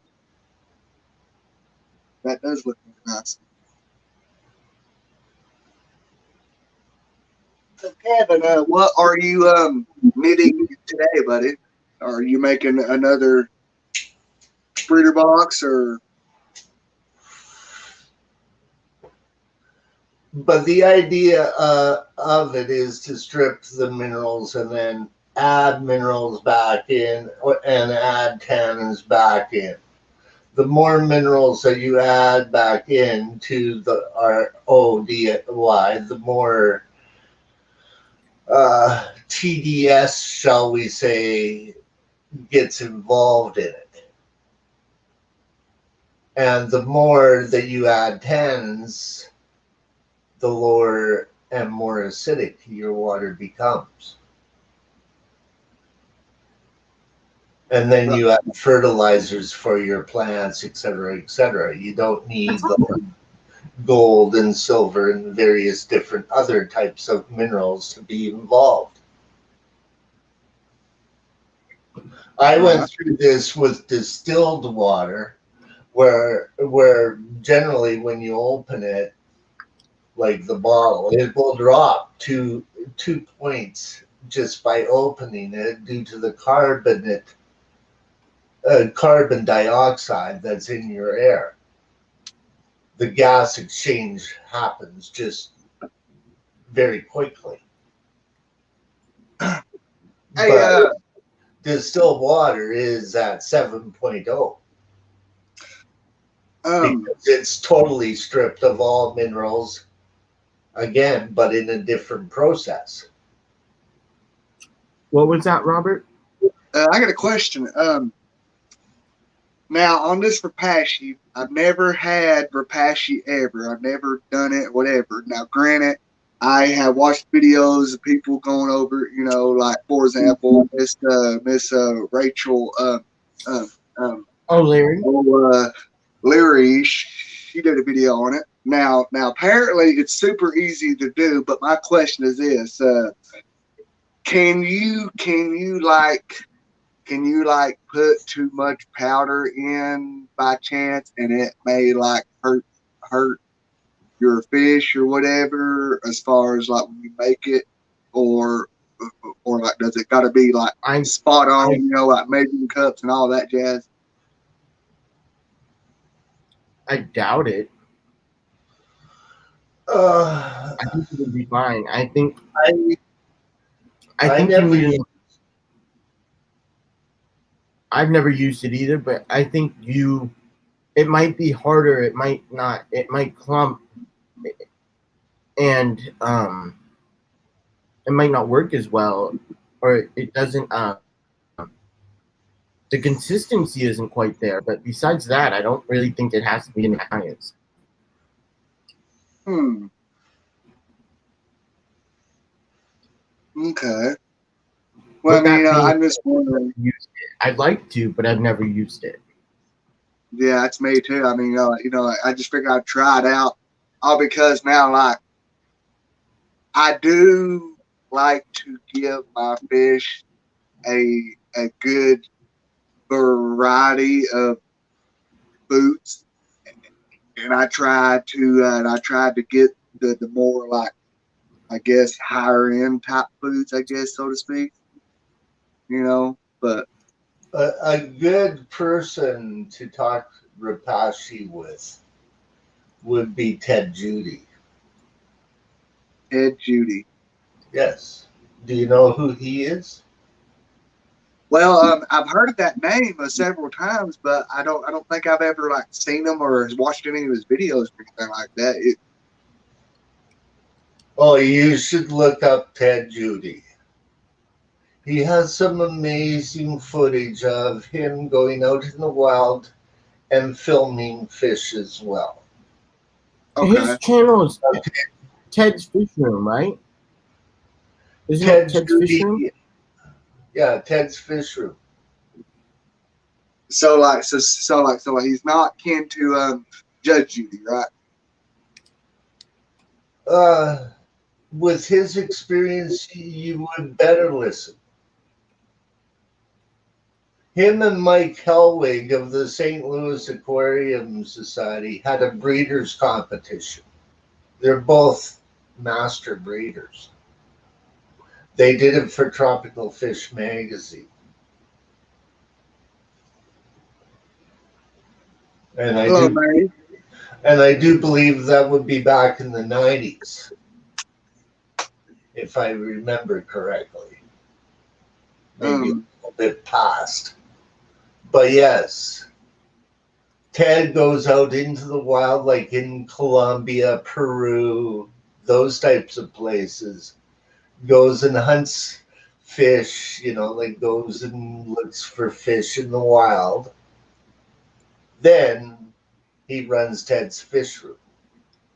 Is that He's involved in this hobby on a very, very big scale. correct? That's his channel. Chewy. Yeah, Ted's Fish Room. Post it. Oh. I did.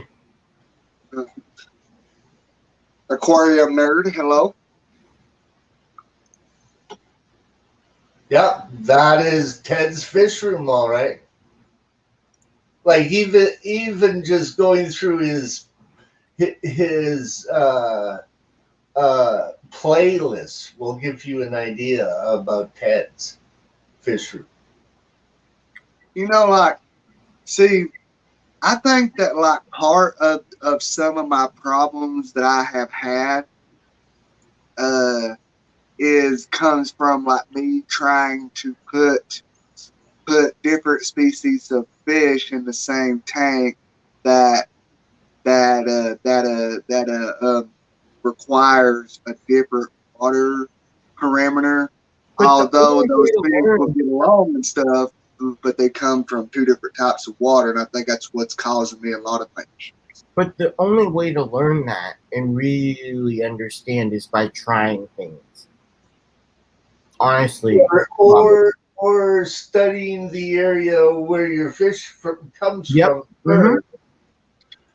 Yeah. So got a general idea of the ballpark of the water parameters that you could put together a community tank or put together a biotope type of tank.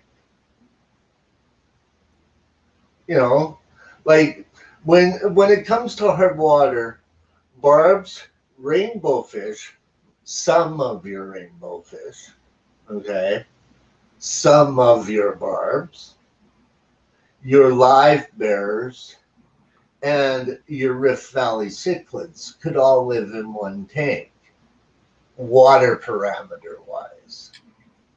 Now, would I suggest putting barbs with African cichlids? Maybe. But I wouldn't want to be suggesting putting lemia or a live bear with African cichlids. Right. Okay? It's generally, generally water, your own hometown water makes you successful. But due to the fact that there's so much competition, the guys who are getting the big types of money for fish are the guys that are breeding soft water fish. Yeah.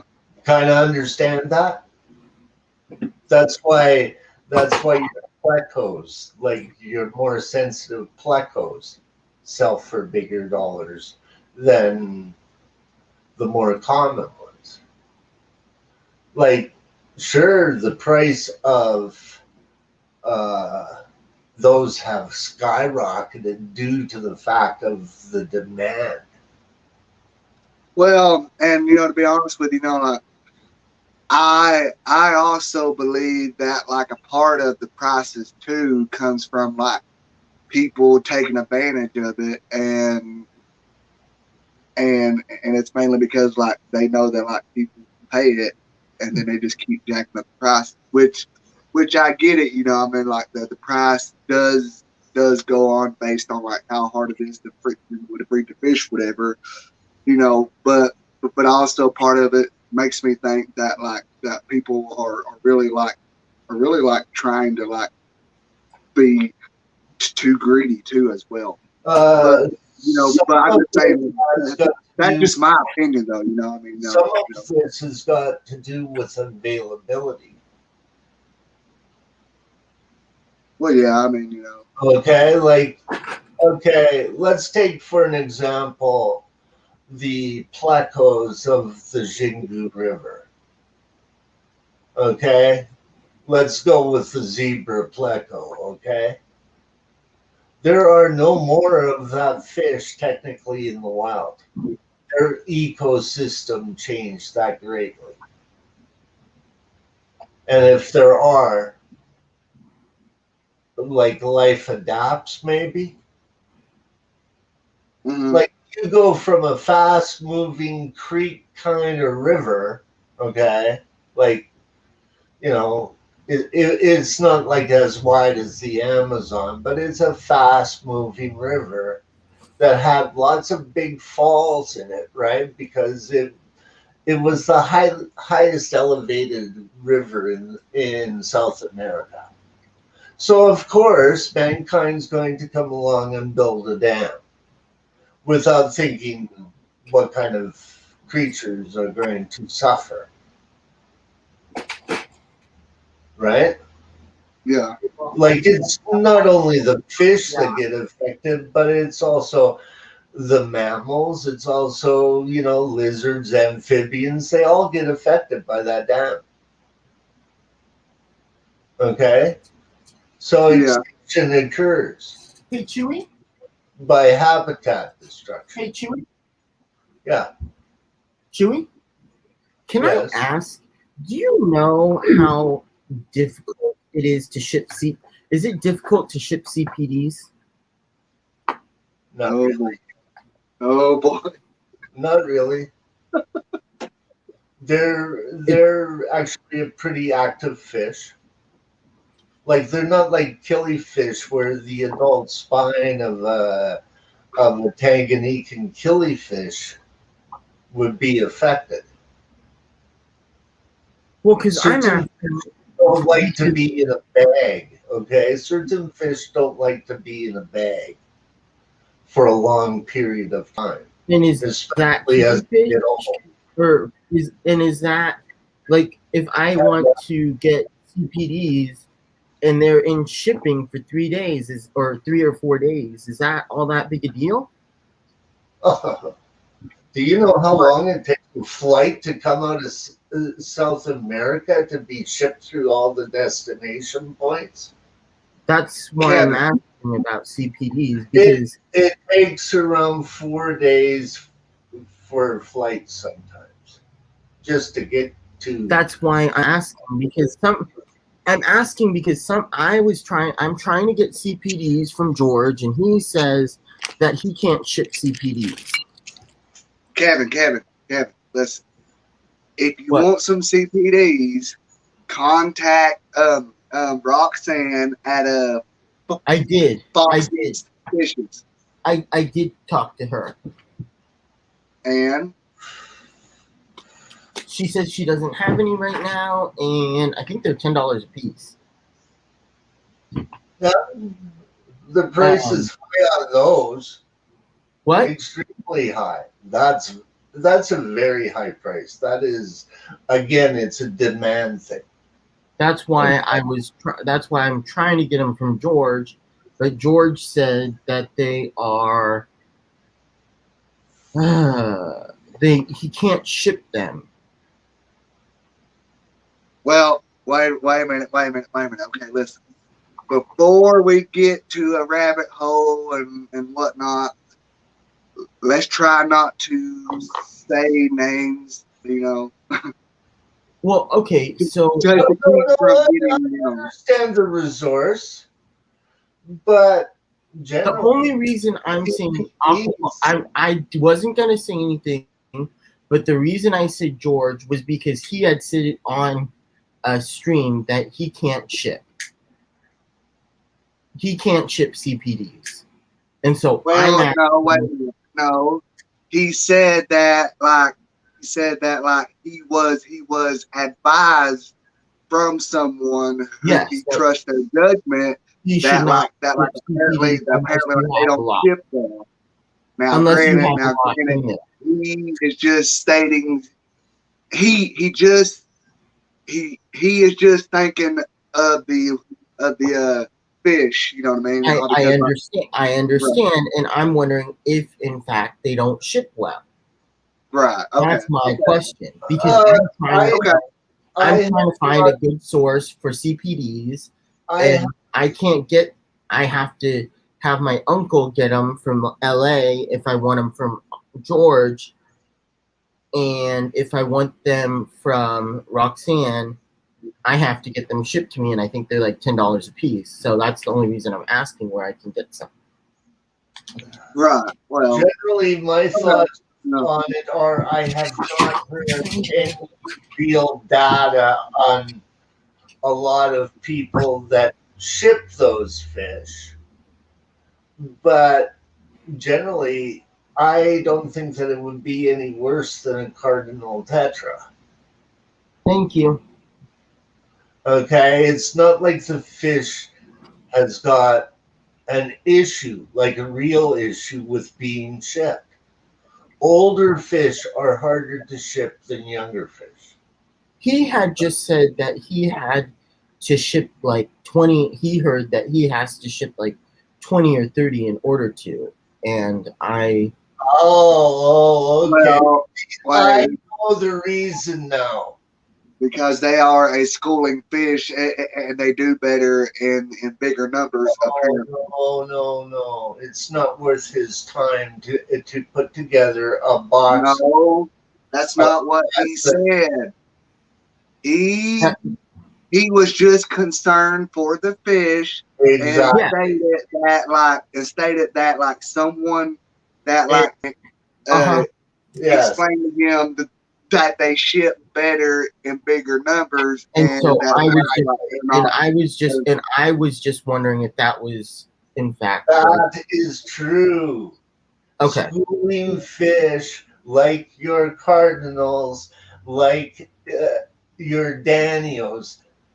Danios like 19. Dan did something like 19 zebra Danios in a gallon. Before the 19 zebra Danios can all go into 1 gallon of water without causing them any stress. Got it. Okay. Okay. So they like to be in higher numbers. That's And how that's they why, I was wondering, because he said if I want, like, I wanted like 20, and he had said that I needed. I get exactly how George was meaning it. Okay. Okay, I understand where George is coming from. But in theory, you could ship one, but he'd be very unhappy. Kind of get the message? George is telling you that he does not want to sell schools of less than 20 because he knows how the fish is. Understood. And I was just curious if that, because I know Aquahuna has them for like 8. I want to say 8 of them for 30, and they are smaller. And I've gotten them twice from Aquahuna. And I've gotten, I want to say I got what, 8, 16, 24 from them. But I've only got like 22 out of it.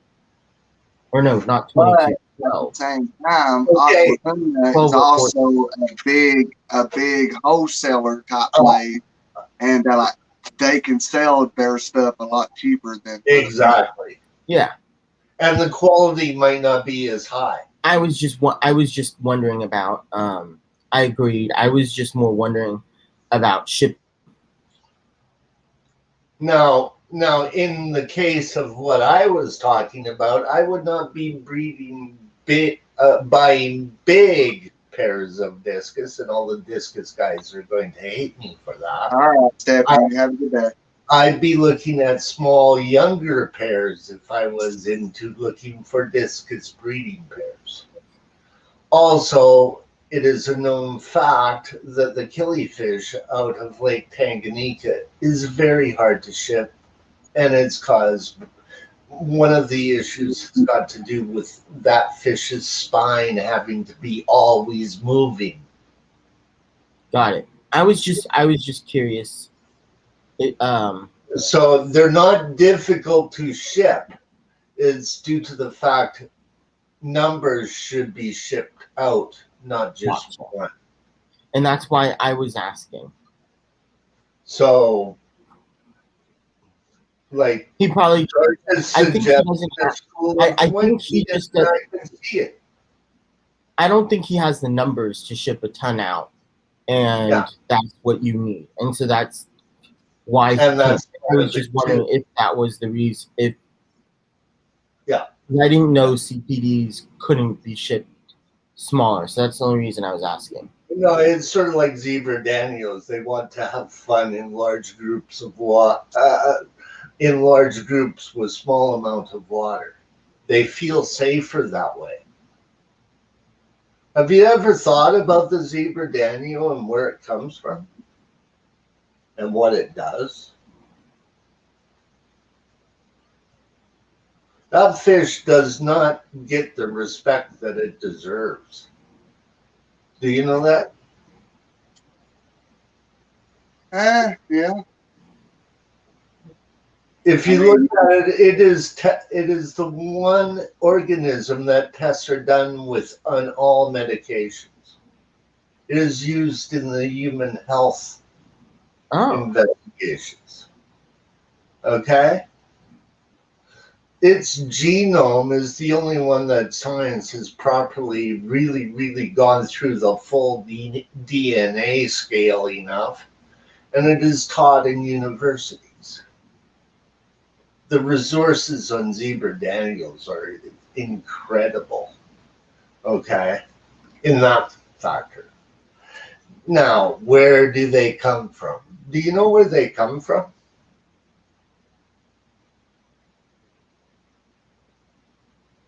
No.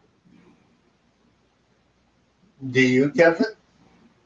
No. They come from India. Oh. Okay. That's where zebra Daniels come from. That's the last place I would have thought.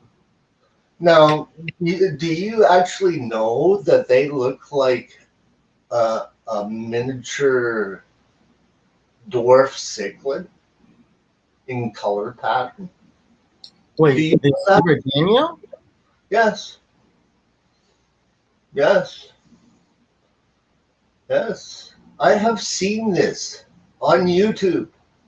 A friend of mine is a fisherman in India, and he catches native fish and What's his channel? photographs them and does everything. And he's an aquarium keeper too. What's his channel? I don't have his information offhand. Okay.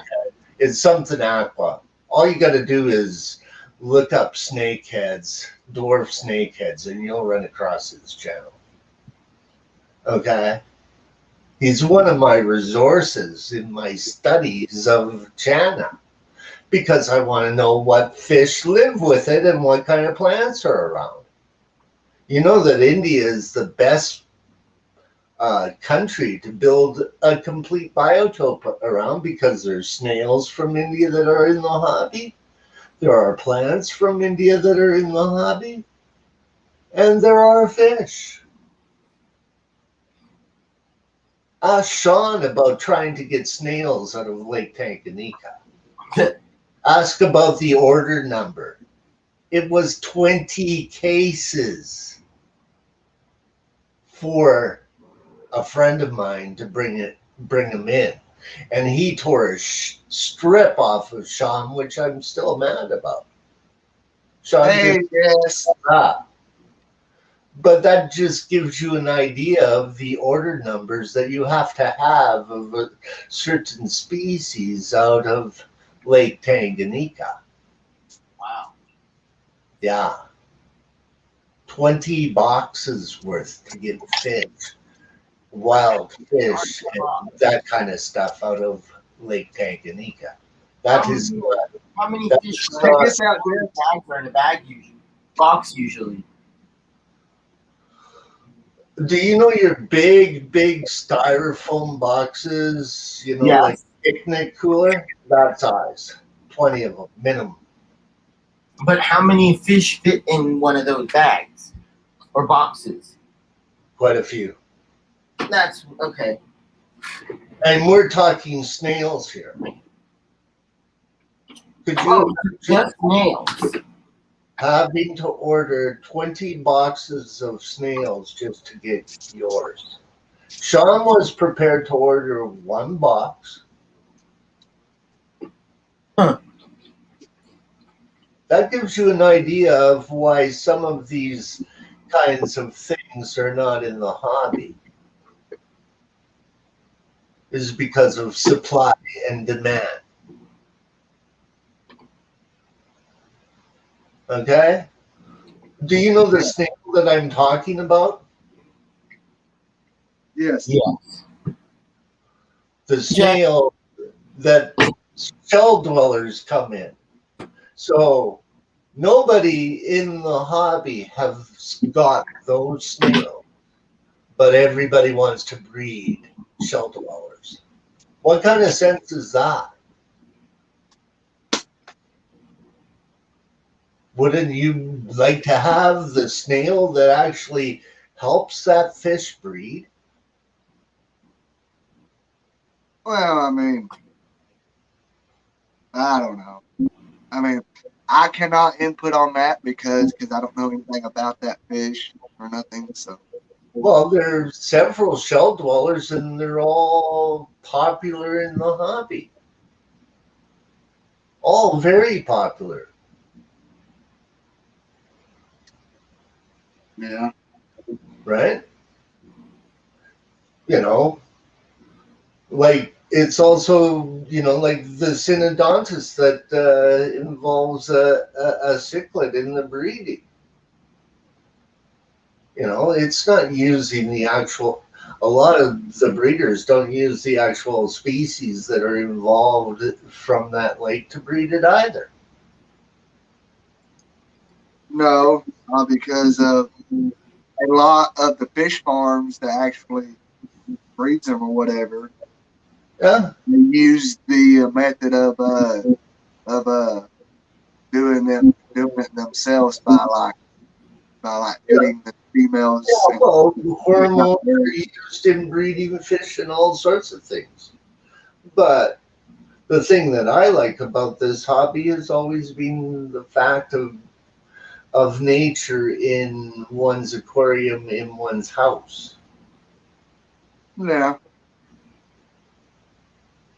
You know, like I have seen some really, really beautiful, beautiful tanks dealing with the pea puffer, which also comes from India, by the way, along with the Indian mud skipper. Okay, I have seen fantastic displays of like a terrarium type of thing in Asian pet stores. It's their way of showing nature to those that are interested in nature. Like how we breed angelfish nowadays is by far not how nature does it. Right. We've been artificially hatching angelfish for years upon years. Yep. But I had a pair of silver angelfish that would raise theirs up just like Aquaballs has. It's fascinating. The only difference between my tank and Aquaball's tank was mine was like a community biotope idea of angelfish and a school of tetras. And it is a real treat to watch angelfish looking after their kids with a school of tetras. You really understand the factor of ditherfish. Okay? Mm-hmm. You understand the factors of how these fish are in the wild. So, of course, I'm interested in India due to the dwarf snakehead. And there they are, a school of zebra danios in the same group with their children having fun. Because they're not a predatory type of snakehead. They feed on mussels and snails and clams. That's their prime diet. Right. So is that not similar to the cichlid looking after the catfish's young? Sounds like it, yeah. Yeah. Like Hello, Big J. a lot of your fish in the hobby are hormone bred. Yep. Well, I mean, that's what makes the hobby so great is, I mean, you got all different types of fish keepers who do it all different types of ways, and that's just what's awesome about it. The hormone side of it is not the hobby. The hormone side of it came from the governments needing to develop food in a big way, very quickly.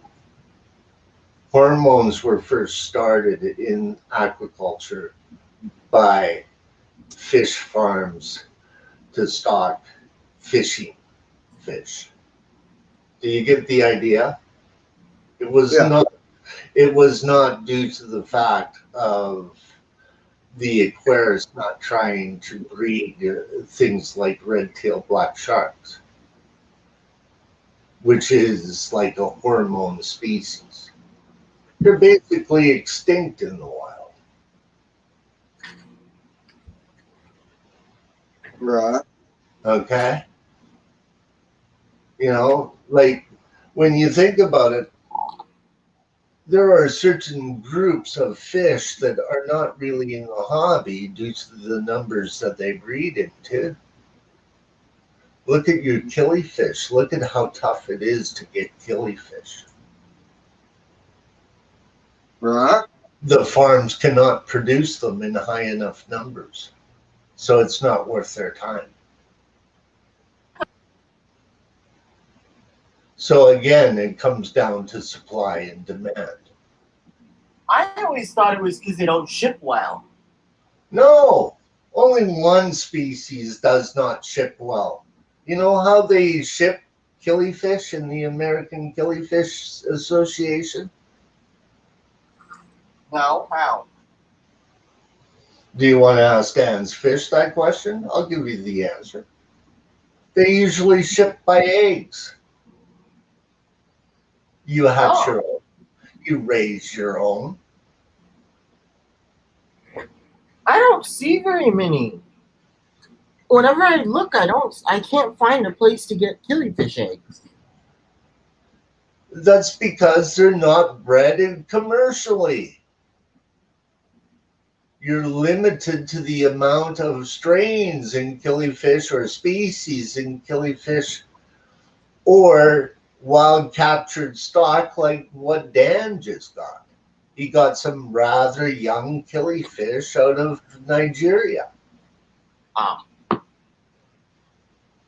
They're not going to last long. They're an annual.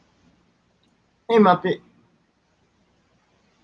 Well, Kevin, I got some cherry shrimp babies, and I also got some blue shrimp babies too. Well, You got some blue dream shrimp? yeah, blue and green ones in there too as well. You have some green babies? I do. I mean, now granted that they're not like your grade A, like jade shrimp, as they call them. You know what I mean? But I do have a couple that are green though. That's awesome. Yeah, I mean, apparently they just had them probably like in the past like 2 weeks or so, you know.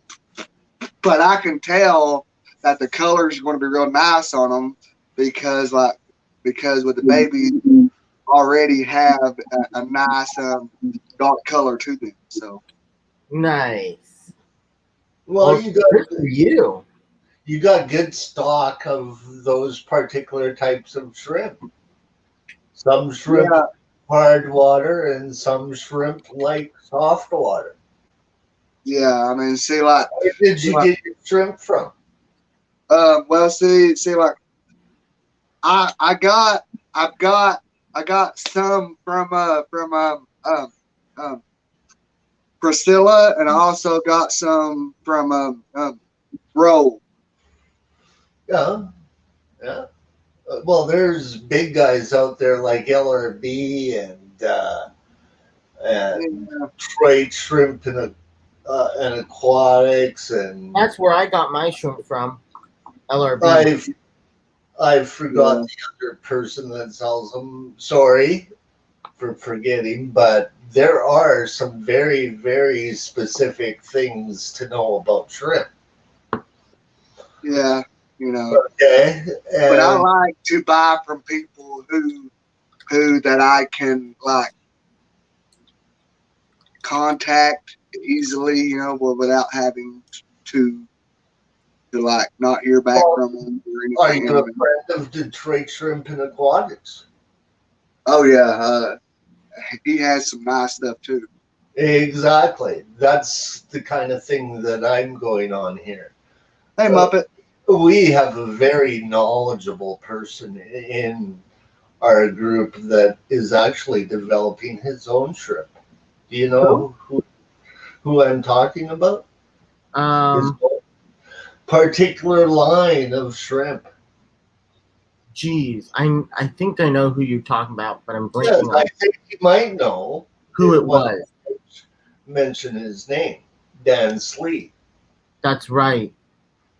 He has got some sort of purple metallic shrimp, and I'm going, oh my, interesting.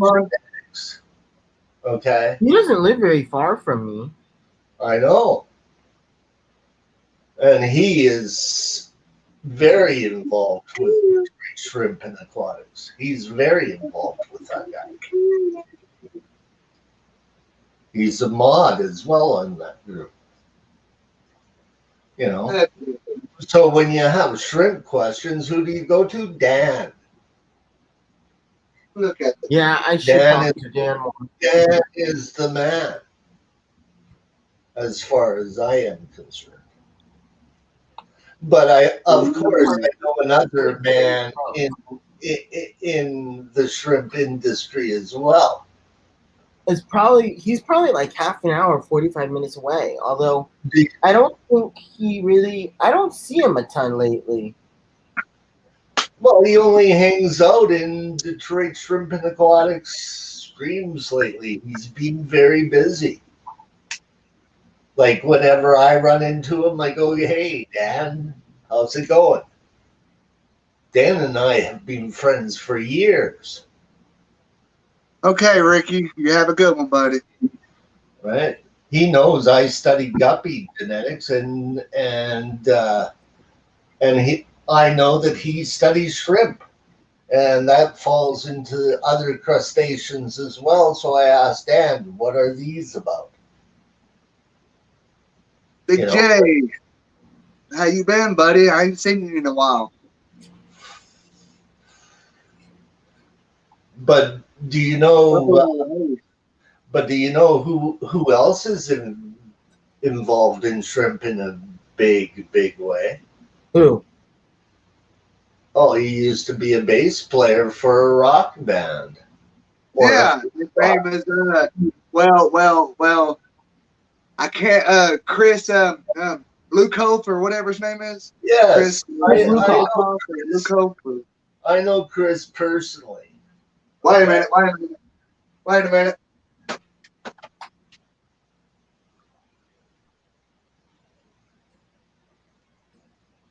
Shrimp King. Yeah.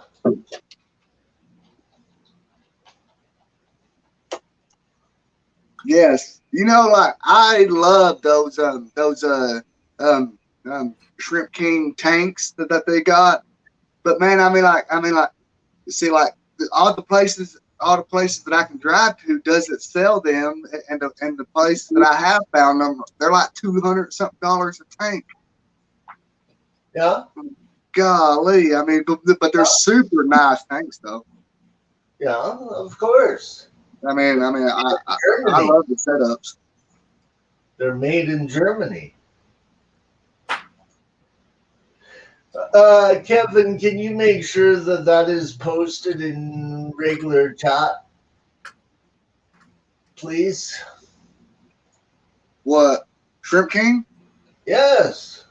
Oh, Because the Shrimp King does other things besides shrimp. He scuba dives as well. I want to scuba dive. He goes and jumps in and takes his Hey, Larry. camera with him to take some magnificent footage of biotopes around the world. All right. Well, I think I'm going to shut it down in like 7 minutes because we've been going for 2.5 hours. okay, good deal. I would like to bring up In like 7. I would like to bring up another factor, okay, when it comes to biotopes, okay? Have you ever been to your public aquarium, and do they have biotope exhibits like the one in New England has for the Rio Negro? Well, I have been to the I aquarium in haven't. Gothenburg, and I paid a stingray and a shark. Yeah, well, I understand that kind of factor. That's the public kind of ooh-ah, okay? Okay, it's sort of like watching a killer whale jump out of the water, okay? They're not trained dogs, okay? Right, yeah. You know, but I get the idea, okay? I like watching the nurse shark that used to be at the Calgary Public Aquarium years ago when I was a kid. But I also enjoyed watching the cardinal tetras in the Rio Negro display that they had in the Vancouver Aquarium as well. And watching all of the other fish that came out of that riverway. Right. and seeing That's how where everybody. that tank was decorated as an aquascape. Because we don't see as many plants out of South America as we do in India in the hobby. That's how come it's a lot more easier putting together a planted India biotope with all of the skills of an aquascaper and keeping those kinds of fish. You know, snakeheads get a bad rap because of a few species. Dwarf snakeheads are beautiful little fish, but it's what they feed on that makes them dangerous in certain waterways in your country, not so in mine. They would devastate your mussel populations, which have a problem as it is. Yeah. So I've heard. Yeah. That is why the whole genus is banned out of the United States, and I understand that. But I'm yet to see a fish that comes from India survive Canadian winters outdoors. Hey, Jason's back. Howdy, Jason. Howdy, Jason. G'day, mate. Like, the hobby does involve a little bit of study about the nature of where the fish comes from.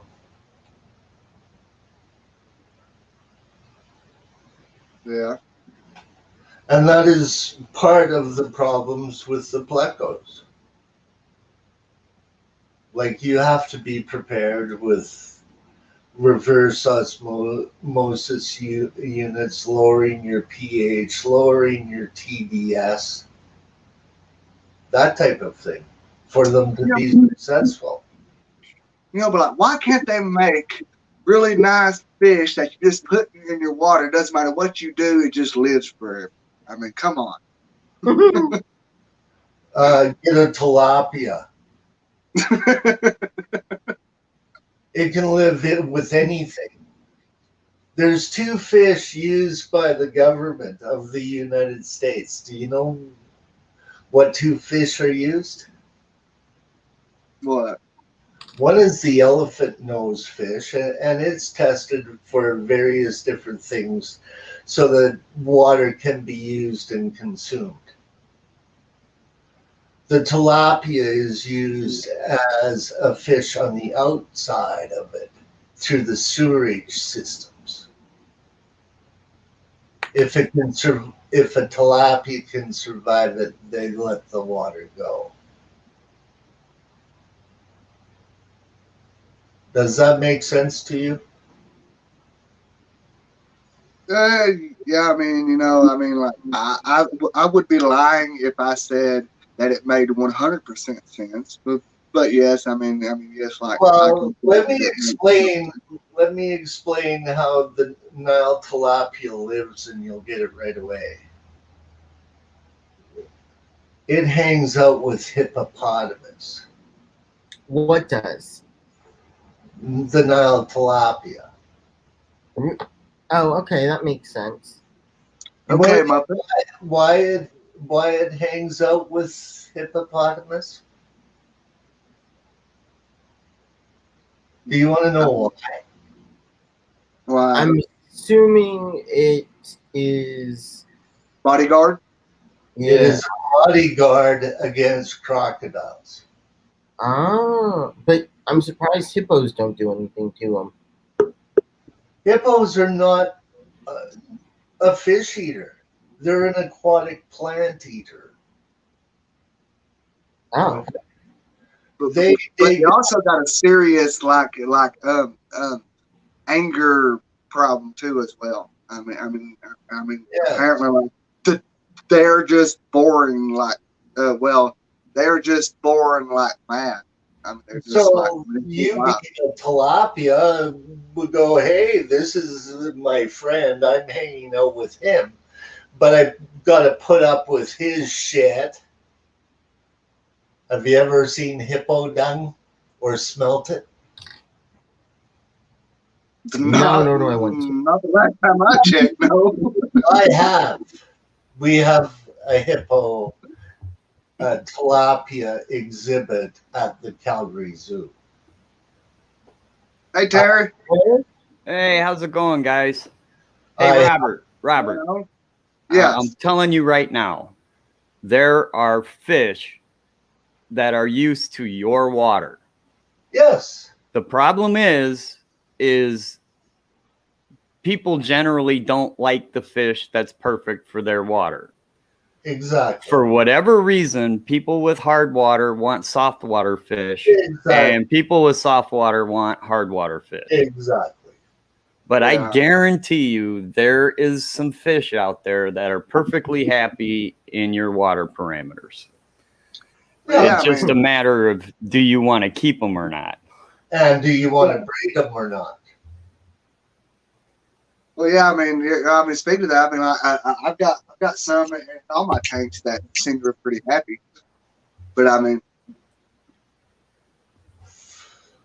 Like, it's just a funny joke, you know, in the hobby. That's, you know, like Yeah. I live right next to Lake Michigan. It's perfect for Lake Malawai cichlids. exactly. But I don't have a Lake Malawai cichlid in my fish room. Right. Because Right. I don't want them. Because I've had them before and I'm bored with them now, and I want He something doesn't different. have the cardinal tetra either. So, yeah, it just, I mean, they really do. They do make fish. Everybody. It doesn't matter what your water parameters are. There's a fish out there that's completely happy living in your water condition. Exactly. You just may not want to keep it. Exactly. right? So, how is everybody? It's just so far so good. Well, that's good. How are you? Nah, pretty good. Tired. What's up with the? How are you doing? What's going on? Oh, everything's fine. Is she home? Oh, yeah, she's been home. She's been home since Saturday. Awesome. Well, I know you said she's probably not coming home for a while, so you're probably happy she's home. Oh, yeah. Oh, don't mind me. We were taking a nap. I just woke up, so I came down to check my emails. I got some fish coming tomorrow, so I was checking to make sure. Can you tell us what, or are you going to do a video? Yeah, I mean, I'm going to do a video and I can tell you what. I'm a little disappointed though. I only got half of what I wanted. They was it not in stock, or they were supposed to? Yeah, they just didn't. They didn't have. The one group is Paralabidiochromis. Oh God, I'm doing this off the top of my head. Homogynous. Never a good idea. To that effect. It's a Lake Victorian hap. It's known as the Black OB. Okay. And they listed them as trios. So I ordered 2 trios. So I was hoping for 2 males and 4 females. And they sent me an email and said they only had 1 trio left, which is not optimal. And hopefully they don't kill each other. Yeah. Then I got some nano. What in the heck did I order? Nanochromis splendens. Oh, nice. Oh. You'll have to. African cichlid.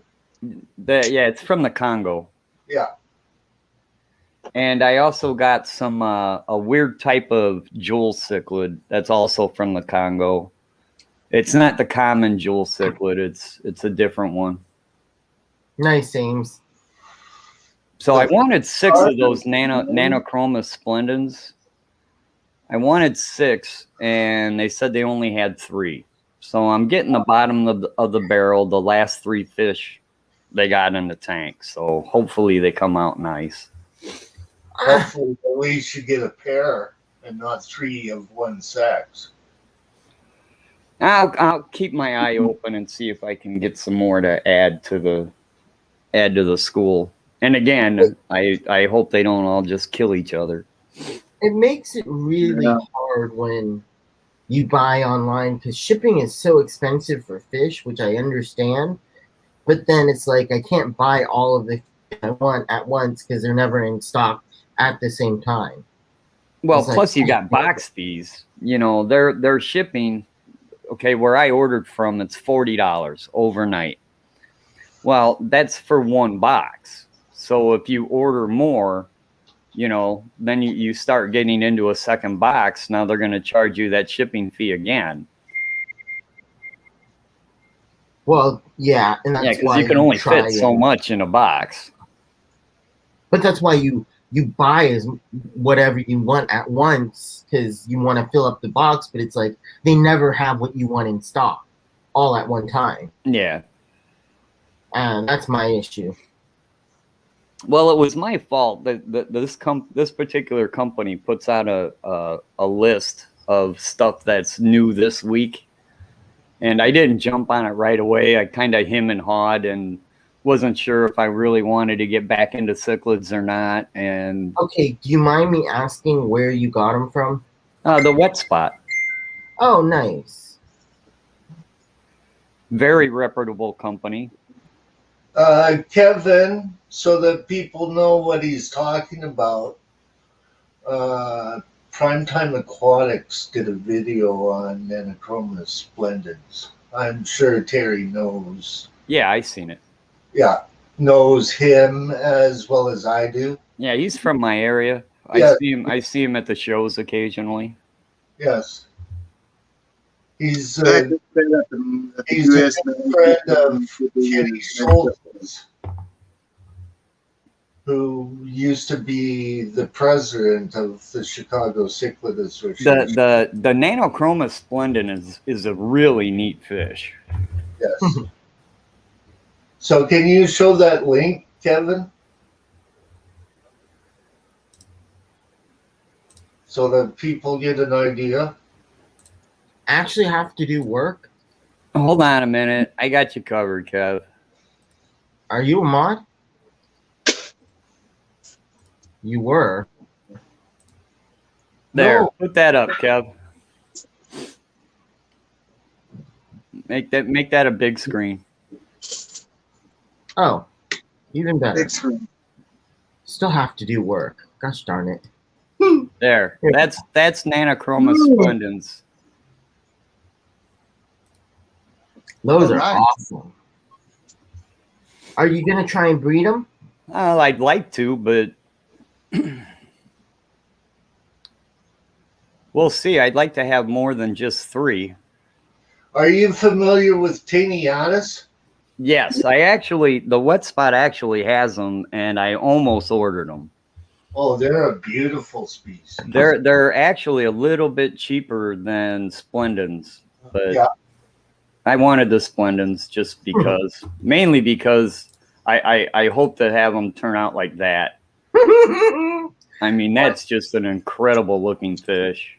Yes, Okay, yes. so for all of us who don't know, who don't know Latin, like you science geeks, what the heck is the common name for these fish again? I have no idea. They're I don't think there is one. Okay. not rare in the hobby that just the real cichlid nuts know what they are. Yeah, you don't find this fish at your local pet shop. No. Trust me, at $25 a piece. Yeah, you're not gonna find them at your local pet shop. There's some interesting small synodontists from this area called microsynodontists, Terry, that are very small that would work very well in like a biotope of that area. Okay. I mean, look at that. How can you not? What How the can you heck? not like that fish? I said I was gonna go 8 more minutes, and then everybody freaking comes up right now. What the heck, you guys? God dang it. I'm Wow. I talking to just you, woke up Damn. and taking a I'm nap. talking to you, Terry. I'm talking to you, Terry. You come up right when I say I'm going for about 6 or 7 more minutes. I'm going till for 2.5 hours, and then Terry comes up. And then Oh, dang, man. You're I'm getting more glad watch that he time. did. Oh, boo-hoo. I was Oh. sleeping, man. And they do I have- just woke up, came down to have a cigarette. And saw it on. I love it. Oh, Terry my finally God. brings some content to your channel, and you want to kick him off. Jeez. Hey. I never said that. And I don't know what you mean by no content. So, hold on a minute. Bear with me. And I'll show you the other one. Cool. I'm getting a trio of these. Oh, There. God. You guys are so annoying. Those are cool. I've already bought enough fish. I've Yeah, I'm already getting- bought enough fish, and you guys want me to buy. You guys are tempting me to buy even more. God, I damn it. wanted 2 trios, but they only had the 1 trio left. So hopefully they don't kill each other. Hey, Alishan. Oh yeah, right. How big do they get? 5 5 inches. The same as most of the other Lake Victorian haps. The same as like a Niriri. Hey, Terry. Did you see Ali Sean's comment? No, I didn't. Could you actually show that comment? Which I comment? did. Oh, It's on screen right now. Well, oh yeah. You know what? I've seen that conversation before as well. In fact, I was reading about it last night, and that could very well be that they're synonyms. As far as I know, Moanda is just a location collection point, and I'm not 100% sure if everyone is in agreement on whether it is that particular, that Hemichromis I'm not even going to try. Lafalili, Lafalili. but it is very, very possible. So yeah, I agree. I started reading about that. He's referring to the jewel cichlid that I ordered. Oh, Jesus Christ. I ordered 5 of those. Everybody comes If you up. give me a second, I'll show those too. Since Now everybody knows, so everybody knows that we're knows what we're talking about. Hey Terry, hey Chewy, what's up? hey, Fisherman. Of course, Fishimon doesn't say hi to me. How rude. Yeah, really. What's up, Mr. Jason? What's up, Fishymon? Kirk, how you doing? Anton Lafarge is. I heard Kevin say he wanted to end the stream, so I thought I would come up. Oh, that's a good way to end it. Kevin, remember that name, Anton Lafarge. He is the specialist in West Africa from the CARES Preservation Program. Got it. I know Terry dropped off. I don't know what happened to him. I guess check backstage. He might be floating. He's He not there is. now. He is an ichthyologist that spoke at Marco's Club. Dang it, Terry, what are you doing? He is from Europe. I've heard him speak at a Canadian Aquarium Club convention a few years back. Very interesting speaker. I'm hoping he comes back on and didn't just jump up to show that and then leave. I'll give you guys a sneak preview of what my camera's going to do. Thank God. Hey, you hit the wrong button again? Or no? Did you hit the wrong button, you? Evidently, I did. I got to be careful what tabs I close out. Yep, you kind of, that would be good. Did you guys see anything of the jewel cichlid or no? I don't think so. Okay, hold on. Hopefully I don't do this again. Because that never happens. Man, I went on a conversation and everything about this particular fish, and You're muted, Terry. I can't hear you. What was that? I had to hit share screen, Chrome tab, share. All right, Kev, put that back up so we can see my screen. Okay, what happened to Mr. Manifesto? I tried to turn my camera on and kicked me backstage. Oh. I don't know what happened to me. Like, what happened? Oh, dang it. I hate it when that happens. Anyways, this is the wet spot. Backstage. I hate it when I say I'm going to end and then everybody comes up. Oh. This is the actual picture that sold me on it. This is the company I'm ordering it from the wet spot. Yeah. And this is the hemichromis, the jewel cichlid that Alishan is referring to. And you bought them as the Moandas? Yeah, but I do believe that's just a location point. It's a collection point. Right. And Terry, Allison also brings up the fact of Dr. Paul Loisel is in agreement. I asked him about it at one of his NJAS club presentations. Yeah, and I believe that could be correct. And as soon as I look at them and get to see and do a little bit of research on my own, that's probably what I'll start calling them.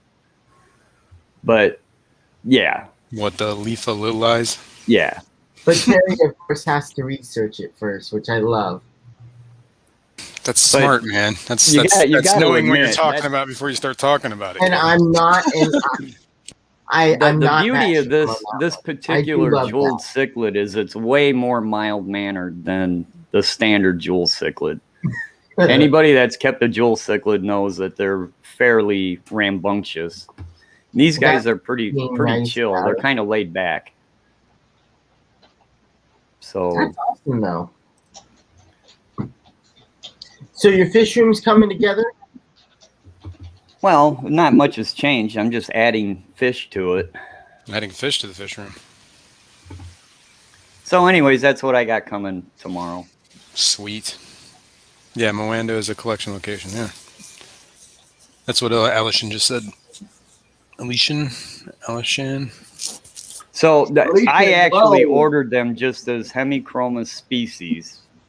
And then the location they got them from was Moanda. So as soon as I get somebody that knows more than I do that can confirm an actual scientific name, that it is official, then I'll start calling them Laphalillae or Laphalillae. What is it? Help me out, people. If it's double I, it's A, right? Double I is A. And then the one eye is just an I, right? Yeah, see, I can't remember. Or one of them could wind up an E. It could sound like an E depending on, I guess, what I the can letters barely speak English, much less read Latin. But I would think that would be Laphalillae. We gotta get Alex Laphalillae. from the history. Somebody that knows Alex say, hey man, he's got to do a video. He likes doing all those instructional videos. Yeah. He needs to do one on how to pronounce Latin. Okay, I'll text him. Terry, do you know Allison in chat? Do you know who he is? What's that? Do you know Allison in chat? Do you know who he is? No. He is a very good friend of Scott and Liz's from King and Queen Cichlids. He was involved in putting together Scott Cichlid about 12 years ago. That's really cool. See, I should have never gotten out of the ACA. He is a very cool and knowledgeable guy. Oh, I believe it. That comes to people's chats. Patrick. And I have a huge admiration for that guy. Huge. Starting a club. And he's a member of a club where Dr. Paul Loisel is from. You do know, Chewy, that you're half the reason I got those Nanochromis. I know I am. You're always hyping on me. Well, what about the other Africans? Exactly. You know the one that I'm very interested in, Terry? It's called the Telegram Burchard eye. And Wait, so Terry, you actually listen to him once in a while? I listen to everybody. Oh, wow. And there is a difference. Hey, Terry, I got some guppies. And there is Oh no, not that path again. There is a difference between That's definitely not the same fish. Congo cichlids and the ones that come from the other two rivers. They are like bufflehead gobies. They swim very much like a goby. Chewy, did you see Ali Sean's comment? And can I take your screen down now, Terry? Sure. I'm just I playing, like looking fish. at. I'm just playing around, looking at the fish I'm gonna get, man. More fish. Send some my way too, will you, Terry? I didn't get enough. I was supposed to get 17 fish. They did save me money. I ordered 17 fish for $335, and they're sending me 6 less, and it's only $220 some dollars. So they saved me $100. I don't know if Jen wants me to say this or not, but I'm going to anyway. She got way more than she should have or was supposed to on the auction. She was supposed to get like $150 worth of stuff, and she HSIF, the Backwards Fish Room, she ended up getting like 3 or 4 times the amount she was going to get. I like fish. And I cannot deny. All right. Well, I got to jump down up here. I got to go check on the missus. We got a nurse. Terry, I coming. got some guppies. Yeah, I'm gonna get some guppies, but I'm a guppy snob, man. We know. I'm really picky when it comes to the guppies I get. We know you have your preferences on guppies. Here, let me see if this will And I'm work. very curious to know which ones you're gonna get. Let me Honest. see if this will work. Let me try something. Uh-oh. I'm scared. Terry's trying something. I'm scared. Why am I the only one showing my face? What the heck, you guys? Question, because something in a book does not make it facts. No, just like the American Civil War and those Hollywood movies dealing with his history. I can't figure out quite yet how to make that work. That is so true. Like Dr. Axelrod or Axel Grease was a jerk. A total jerk. Is this the same guy who got caught for forging like violins? Yes. That is a real thing, right? That actually happened. That is a That real is thing. Dr. Correct. Axelrod, and Terry made a mistake of calling them Dr. Paul Loisel because he I was just got the two confused. Give me a break. exactly. He We made can't, Terry, we can't. I used to use I actual have to grease in my check hair. with Alishan to find out if Dr. Paul was still alive because you said that he died. Right. I just had him confused. Okay, the rest of it I knew was BS. I wanted to know if Dr. Paul was still alive because he is one of my mentors.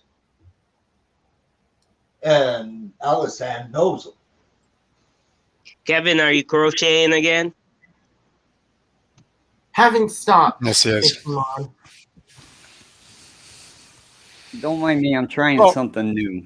The thing about science is it's kind of And luckily, I self-correcting, don't have right? to So worry if, about if science that. determines that these are different species or whatever the hell it is, then they're just going to write the books and hey, by the way, this is what it is now. We fixed the problem, right? Right. Because it's all peer reviewed. Exactly. Yeah. And I much prefer peer reviewed. And certainly, I mean, it's not a science, whatever. It's not perfect.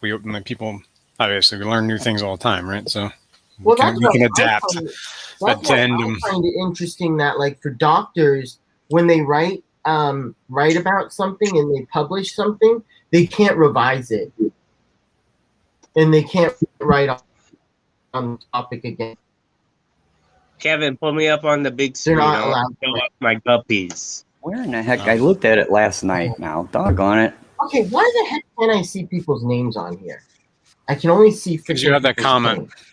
You have the comment up still. Oh, is Rosero. that one? I thought it only Yeah, does the that- bottom. No, I think when you put the comment up, it removes everybody's name. All I see right now is freaking tanks. I don't know whose is whose. Sorry. Give me a sec. Okay, there we go. Oh, Fishymon. I won 20 bristlenose, super red bristlenose plecos. What kind? Bristlenose Ginga, plecos. Sulphurus Super guppies. red That's what these are. bristlenose plecos. Yeah. I got 2 3-0s, but I put the one male in with the Two with the 3-0s? regulars to eat the Hydra. Did you hear what I said, Fishymon? Huh? Are What you did you say, ignoring me as usual? Yeah, you're ignoring me. Thanks. I said What did you say, Kevin? I got a 20 super red bristlenose plecos. I won. Damn, 20? Yeah, guess how much? Where'd you win 20? Guess how much it was. It cost me to get them. Well, if you want it, isn't it free? No, because it was an auction. Oh, all right. Oh, you won the auction. I gotcha.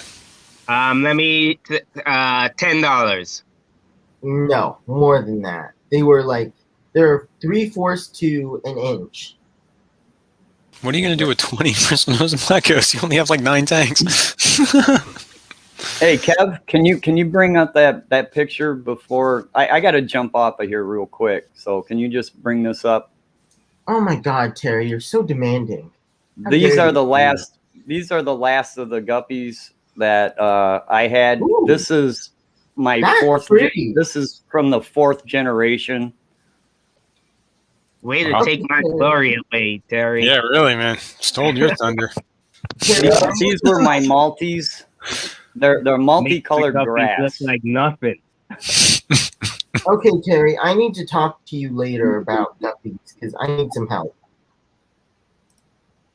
Anyways, those were the last guppies I've had. So you don't have them no more? No, Terry? when I moved, I got rid of them. I kind of got bored with them because I had them for like, I don't know, 2 years. So 2 you years have in no your board guppies at all anymore? Not right now. Because of the pandemic, I've been having trouble sourcing good guppies. Mm-hmm. Don't worry, Terry. When mines breed, I'll give you some. You don't have to worry. Have you tried Doug Gray for some of his IFGA strains? If I was going to go over the internet, I would probably go with Stephen Qualter because he's got some leopards. He's got some leopards I really like. I love his leopards too. You know, Anyways, I got to jump out of here, man. You guys have fun. Bye, Terry. See you, Terry. Have a Thanks good for one, man. stopping in. Mr. Manifesto, did you hear the crickets after I told him Gupplers. would give him some of my guppies? I don't want your crappy guppies. Hey, He's very particular about his guppies. Remember, he's got a. He didn't even acknowledge it, Fishymon. I know. He didn't even say, "Oh, nice guppies." Yep. All he did was put. He's like, "Hey, let me show you what a real guppy looks like." Yeah, get them guppies off the screen. Kevin, get them guppies off the it's screen. so funny. So, That's right. Get those guppies. strains are very, it's very very great. beautiful. Don't take him wrong. Like, No, I'm just I kidding. know a lot of their breeders too, and you know, like Steve. And Those are Gordon. nice. I knew That's the Steve male. and Check Luke. it out. It's kind of hard to see them, man. They're kind of like. Yeah, Backward. the tank's a bit cloudy. I just did a water change and all. Hey, all the Plus- lights just came on. Plus, I don't have the best phone ever in the whole universe, but you know. You call these a guppy? Thanks, Alexander. Was that? What was that? Somebody commented on my guppy. No, I think we're stuck on If you're interested in Doug's guppies, he sells on Aquabit, okay? And he has got some very beautiful, strong strains. He's got lines of Lagrobox that are like his full reds are beautiful. That's a green dragon right there. Fishymon, did you see S's comment? What did he say? You call these guppies? Fishymon, What do you call are them? you gonna Endlers? breed them? Are you gonna breed those? Can't see them. Well, the whole, I mean, Oh, guppies we kind of do got it it. on their own. If you do, I mean, you don't really have to do much except give them the Yeah. space. You just put them in water, and there you go. Put what in water? Guppies. Yeah, Guppies. Guppies. I've had mine for 4 or 5 months, and they're not breeding. You're doing something wrong, man. I don't know what you're doing. Are they chasing each other? Yeah, kind of. But I don't know what's going on. They Maybe your water's too soft. Or too soft, too warm, too I took off the heater. stinky. Change some water. I don't know. What's it at even without the heater though? It still might be too warm. Hey, Allison, have you ever heard of the old Chicago Cichlid Association's president, Kenny Schultz? Oh my god, you guys suck. He's now in the Greenwater Aquarium Society. All right, I'm going for another. Look at that. That's cool. I'm going for another half an hour, and then I really do have to shut it down. Yes, sir. Half an hour, Kevin. Oh, come on, man. You could go for another hour. Hang Another out, 2. discuss hobby, and like I'm taking time out from practicing. Hey, X. There's your guppies right there. Hey, Fishymon, I was. Oh my were god, cutting out. Fishymon, I need to get some plecos from you sometime. That's awesome.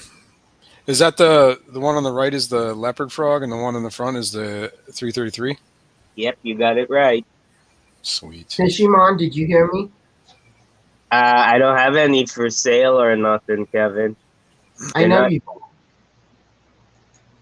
But if you do, I would like some. These are a bit There's too a long small list to in front of you, sell as Kevin. There's a long list in front of you. yet. These are a bit too small to sell as yet. They still got their yolk sack. I'm saying when you do sell some plecos. When he's ready to sell, Uncle Manifesto is going to come over there Hey, and pet a few of them. See that? See the one all the way on the right? Yes.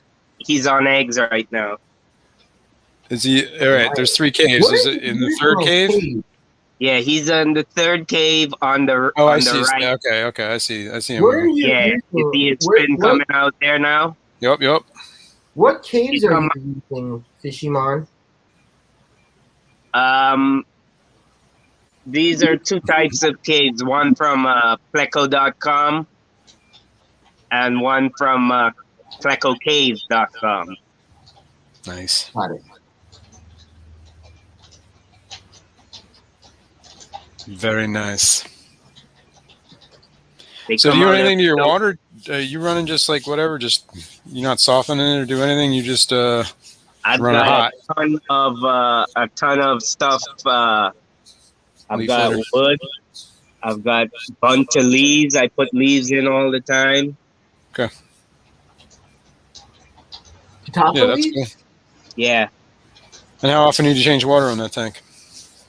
I will change just like half of a 5 gallon, 2.5 gallons, I guess we call it, on Wednesdays, and on Saturdays I change like 4 gallons of water. Okay. Change it out. And How big is that tank? Huh? Is that the 20? Yeah. Okay, so you're doing like a 20% water change on like on whatever Sundays and like a 10% on whatever day. Yeah, yeah. Okay, cool. And I got so much filtration in here, it'll blow your mind. I got that sponge filter in the back there. That's a Aquarium Co-op sponge filter. Yep. And then I got 2 hang on the backs here. Aqua Clears, yeah. Aqua Clears. These are, I think, 70s. I'm not sure. They got sponge in them and some bio rings, which I don't even know if it does anything. But then I got pre-filters on them as well.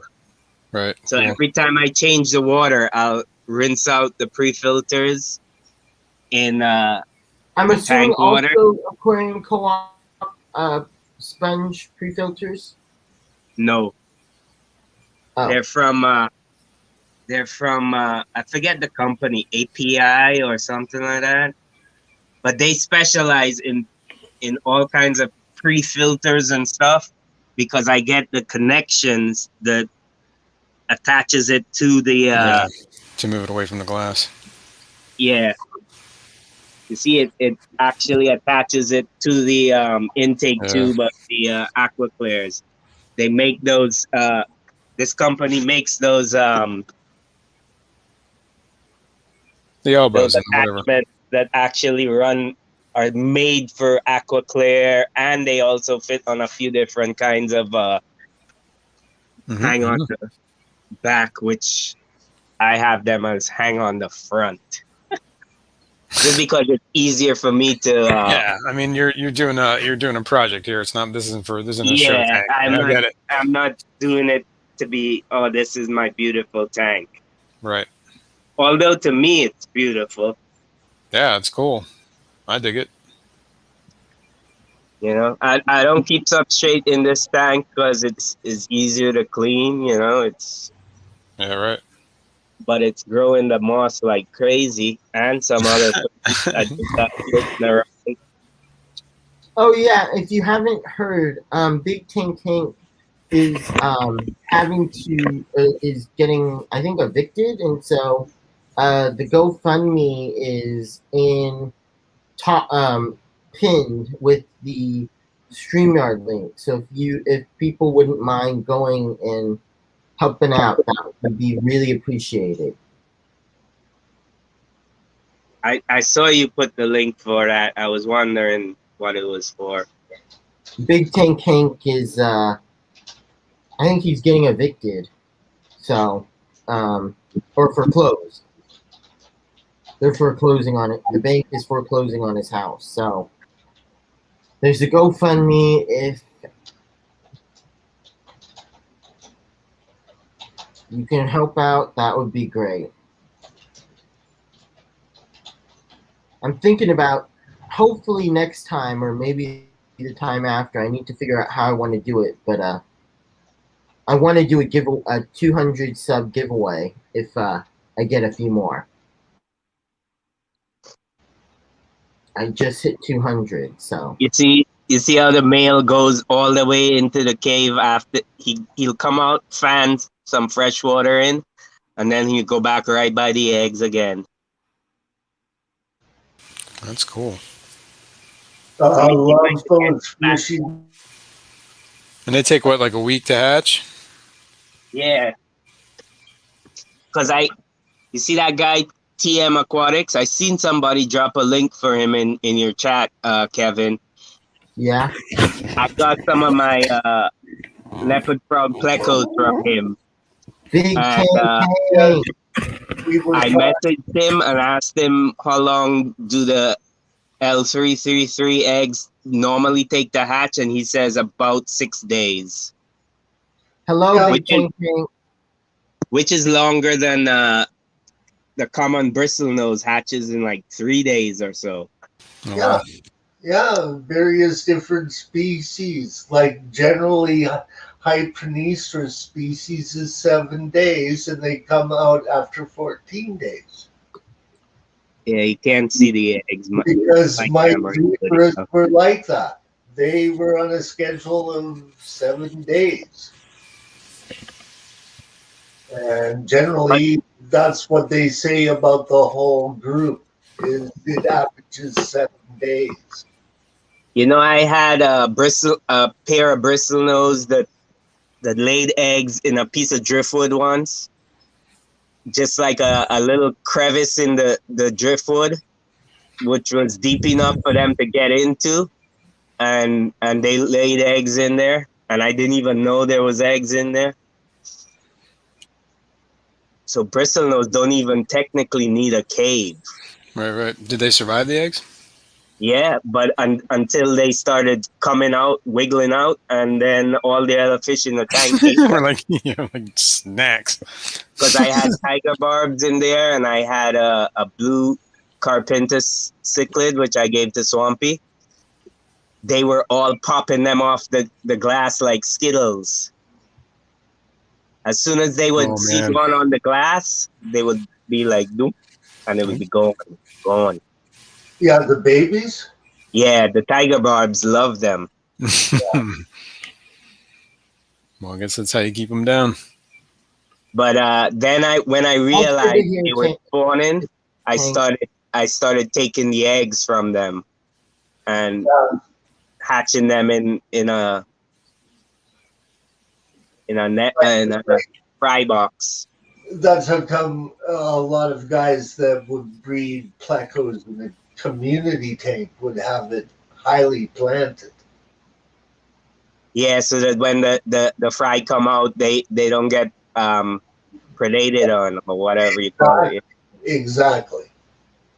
Like I know guys that breed bristlenose in community tanks. Oh, I got fry. I got little baby plecos. And the rest of the fish left them alone. Yeah. So because it was that type of tank where there were not predators. Now, when those, all right, the guy that's got the eggs, is that the one right in front of us? No. Okay, well, whatever. The one that has the eggs, when they start to hatch, you'll just take the whole cave out and put it in like a breeder thing. What I did the last time, when I saw them wiggling, I took the whole cave out of the aquarium. Right. And I started just dipping it into this hang on. Yeah. Breeder box thingy. I just started dipping it like that.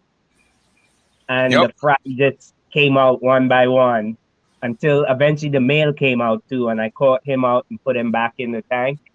Oh, I see. I made sure all the fry was out. And then I just put the cave back in. And he went right back to it. Yeah, he went almost like 2 days after I checked. He had trapped another female in there, which is not always good for him because he don't eat while he's in there. Exactly. That's how come in some ways it's better to let Papa leave them raise their eggs and stuff. Yeah, for a little while. Yeah, because at least they get a little rest in between.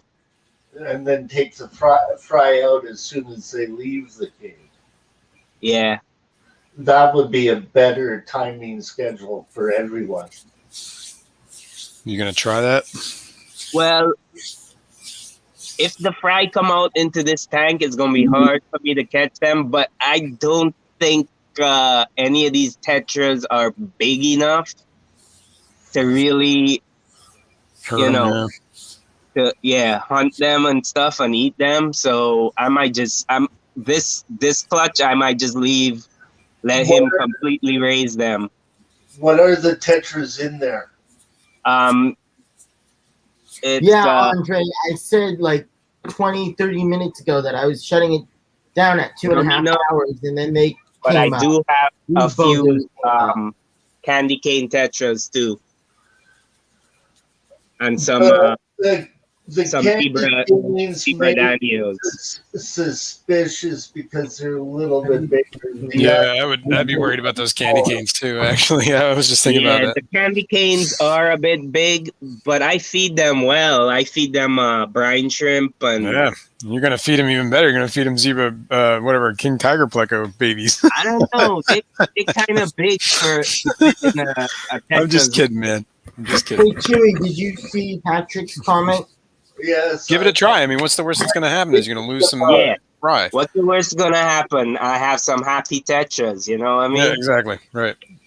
Yeah, and a pleco is whatever gonna get some rest. Yeah. I have Yeah, to definitely cool. This one's pretty big. I don't know if it's a male or a. That's the only thing. I don't know how to tell the females from the males. Yeah. So I got 6 of them and 6 of the leopard frogs. leopard frogs. Thanks for helping me out there, No Mr. problem, man. I'm tracking with you here, man. 57, and sometimes I just have like massive brain farts. Okay, in I know that about feeling. 20 minutes, I do have to shut it down, though. 20 minutes, but we got 20 minutes. You know, you can shut it down anytime. You don't have to like set a timer on it, right? Kevin, Well, I yeah, just- seriously. Well, I was gonna leave, and then you guys all came up. So, but Kevin, so I'm letting you know now. that- listen, Kevin. It's your stream, buddy. You can do, I know. I'm just whatever letting you want. I'm just letting everybody know that I'm ending in about 20 minutes. That's all. Set a timer. We're just messing with you. You don't have to stay up, Kevin. I know. You are the boss of you. I That's right, understand. Kevin. I'm just letting you know. I'm gonna go for another 20 minutes, and then I do actually have an Because- appointment. So I gotta go shower anyhow and get ready for work. So Right you on. know. yeah, thank you. You all are troublemakers. Thank you, Geek Boy. At least somebody agrees with me. Whereas the Exactly. zebra Danios won't pose any threats, and the other smaller tetras shouldn't pay any attention to them, are my thoughts. But Rummy Nose generally would see Pleco fry and go, hey, you're doing your duty, I'm doing mine. Right? Yeah. The zebra pleco, the zebra Daniels are just like all they do Yeah, all true. day long is chase each other and dart in and out of that moss. That's all that they want to do. Yeah, That, that and eat. Yeah, you're right. Yeah. I had a zebra Danios when I was young. oh, And, I love zebra Daniels. Yeah, I just they're cool, but What are you trying to say there, Jason? That I'd say I zebra prefer Daniels this. are for little kids? No, but if I'm gonna have a fish like that, I'd rather have a celestial pearl Danio. Do you know, Mr. Manifesto, that the zebra Daniel looks a lot like some of the fry of some of the dwarf snakeheads that Interesting. survive in the same waterways, and the zebra Danios are buddies with them. All I know is they make look good out- dinner They fish. look after zebra Danios in schools from the other predators. Nothing. All I know is the zebra Daniels make good dinner fish because they are constantly moving. They're above, they like to swim at the top a lot. And Exactly. Just like the baby snakeheads that are being guarded by their parents. Yeah, It's like it's probably snacking them Danios too. no, they're not. The parents don't. The dwarfs are a mussel eater. They Oh. eat snails. They couldn't care less. They're like a big betta. Gotcha. After they're fried, but they do it as a pair like cichlids. That's cool. It's beautiful to watch. And these are the ones that are banned everywhere, right? Exactly. All right. Well, you know, Yes. I guess I'll see the footage somewhere. Well, I'm putting together some footage on them. Sweet. That's Yeah. cool. And Definitely. and these plecos are the reason my credit card is maxed out. Yeah, right. Well, I mean, you keep having those babies, you'll make that credit card go the other way. Yeah, what can I say, man? I love fish. That's why you're the fishy mom. Doctor, have you ever heard of Dr. Real? I've talked about him on streams before, Mr. Manifesto. I've only heard of him from what you've said. Well, he's an ichthyologist that does the area of India. That is where the Zebra Daniel and the little dwarf Channa are from. Okay, Channa is their genus. Yeah. And, you know, like we keep so many other fish out of India that we don't really know that came from India. That's where the Zebra Daniel is from. Right. It does not get the respect it deserves. Well, yeah. I mean, it's one of those fish that have been in the hobby since like the beginning of the hobby. Exactly. And then everybody's just like, oh yeah, I've seen that a million times. Anybody that is a friend of the fish that we used to adapt our aquariums to go through the nitrogen cycle is a friend of mine. So that little dwarf Channa species looks after my little buddies against the big predators of that area, right? They all swim together. It's a cool thing. My friend in India who does Channa species, like he goes out in the wild and catches them and puts them in a catch tray. He educates people about the area where some of these fish come from. Okay, Kevin, I gotta roll. Yeah, I think I'm gonna Dewey, go Mr. Manifesto, Yep. Good times, fishy. As always. Kevin, I gotta roll. Bye. Have a good day, man. As much as I hate to leave you guys, I gotta go. It's that time. Go do some work. You guys later. None of us are. Well, it's time to go. Boo. Don't hear too much about the cichlids anymore that come out of India. What was that, Chewy? You don't hear too much about See you, May. the cichlids that come out of India anymore. Bye, May. The orange chromide is from India. Have you ever seen that fish? Red what? The orange chromide. Orange chromide. Don't think I've ever heard of it. Yeah, it's from India. It's a little cichlid. It's a mouse brooder. It likes brackish water. It's one of the reasons why you don't hear about them too often. I love her tank. That tank is awesome. But I'm glad that Terry came up and showed off the cichlids that he's getting. Yeah, those I are know. pretty Now I'm jealous. So those are from Victoria, Lake Victoria. One's from Lake Victoria. The Nanochromis was from West Africa. I do believe that. Oh, that's right. Niger, not the Congo. Okay. Bye, Robert. Niger River. There's 3 rivers in West Africa. You, Bobby. But they all get grouped in as West Africa. Each one has got its own various different types of endemic species.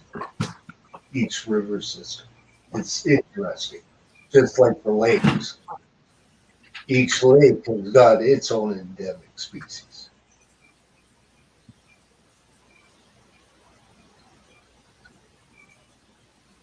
So yeah, I'm glad that he came up. I'm glad that Allison was here for it too. Yeah. You know, Definitely cool. Like yeah, those fish he's getting are sweet. They look awesome.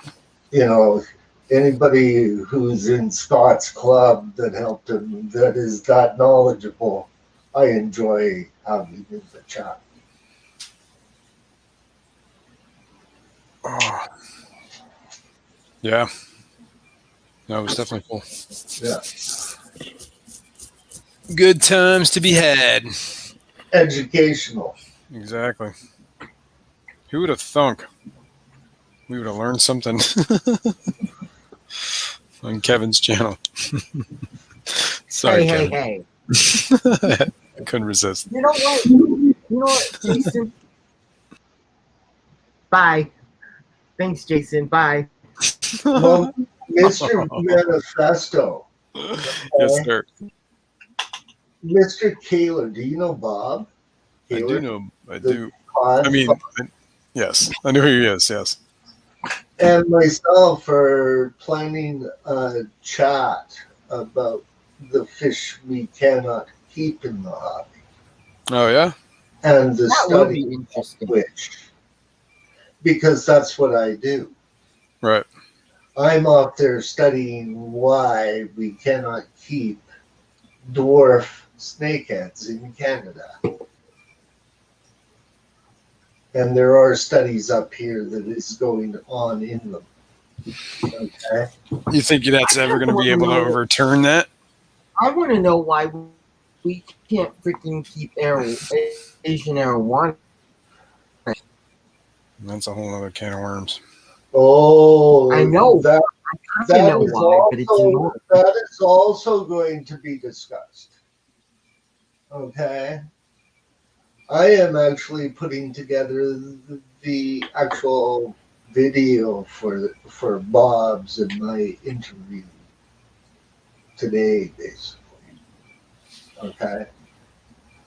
Because I want to show off some of the beautiful dwarf chana species, but I also want to show off the fish that is invasive in Virginia and how it looks after its young in the wild. Okay? Like, can you imagine a 3-foot predatory snakehead that feeds on everything on sight? Okay? Looking after its young? It's going to attack you.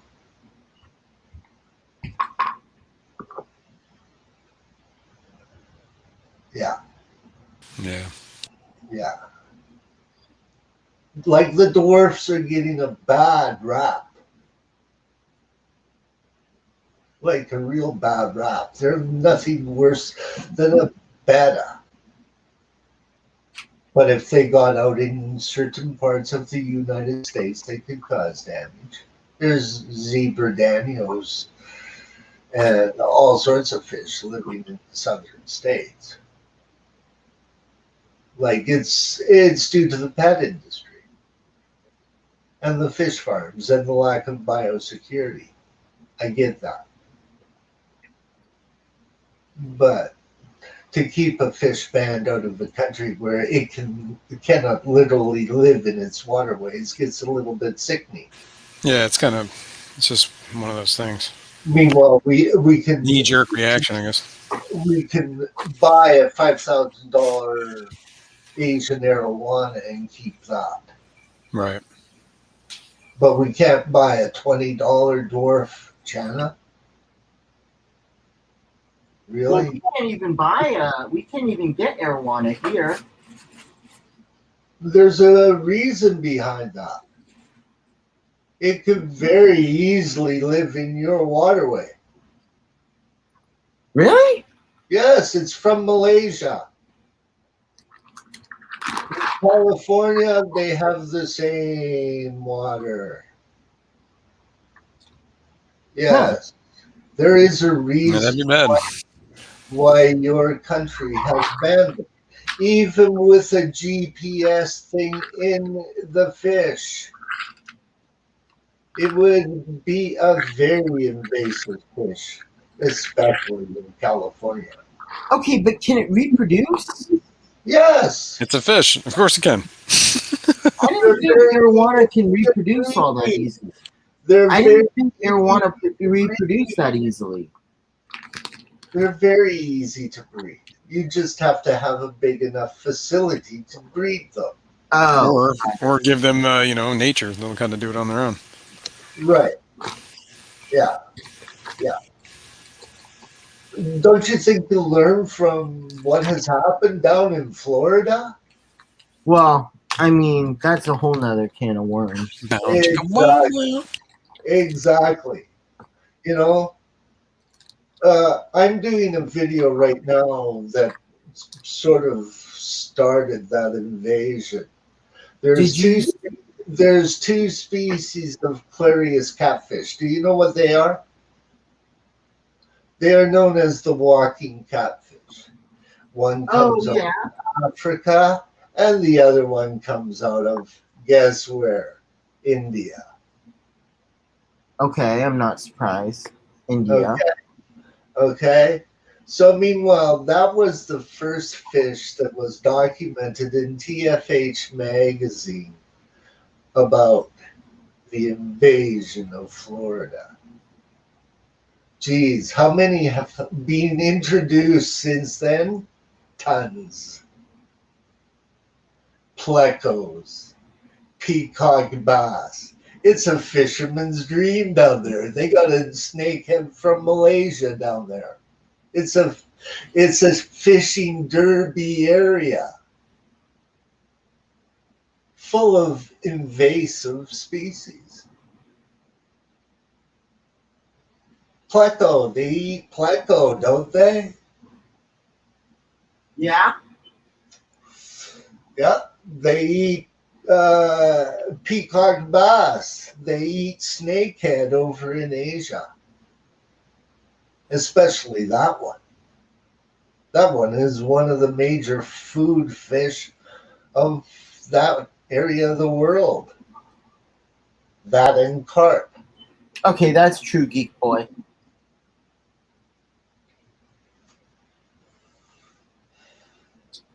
Yeah, that's true. That is why your government deems it to be that way, although some rich people find ways around it. From what I hear. But that's the general type of thing. Like if those got out in California, there's a reason why you're not allowed to have stingrays too. Wait, you can't have stingrays here? No. You have to have a special permit. I did not realize you couldn't have stingrays here. No, you have to have a special permit. You have to look up what you cannot have in your... Well, I'm not going to get it anytime soon, so I haven't looked it up, but I did not... Yes. Until I'm going to get one, I don't see a point in looking it up, because...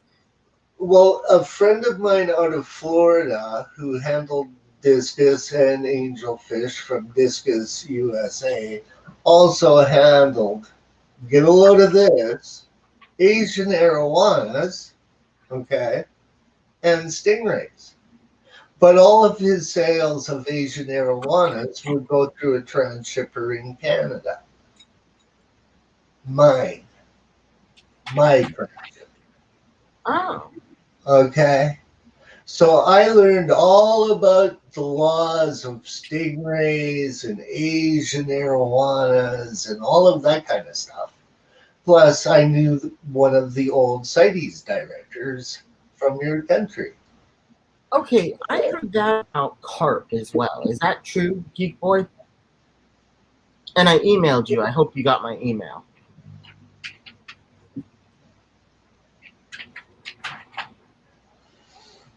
All right. If you want to see something funny, Go and watch the video of RBC Fish and Game people draining a lake in Burnaby. Okay, it's a man-made lake to catch a snakehead. And the same guy who filmed that recently filmed an Oscar that is swimming around in that lake today, or very recently. It's not going to survive the Canadian winter.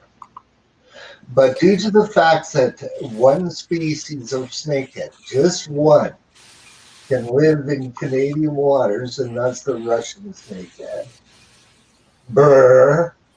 same as Canada water, would thrive all across our country, would take over our world, okay? Just because of that one species, everybody freaks out and goes and gets that fish. They drain the lake. They're not going to drain the lake for an Oscar.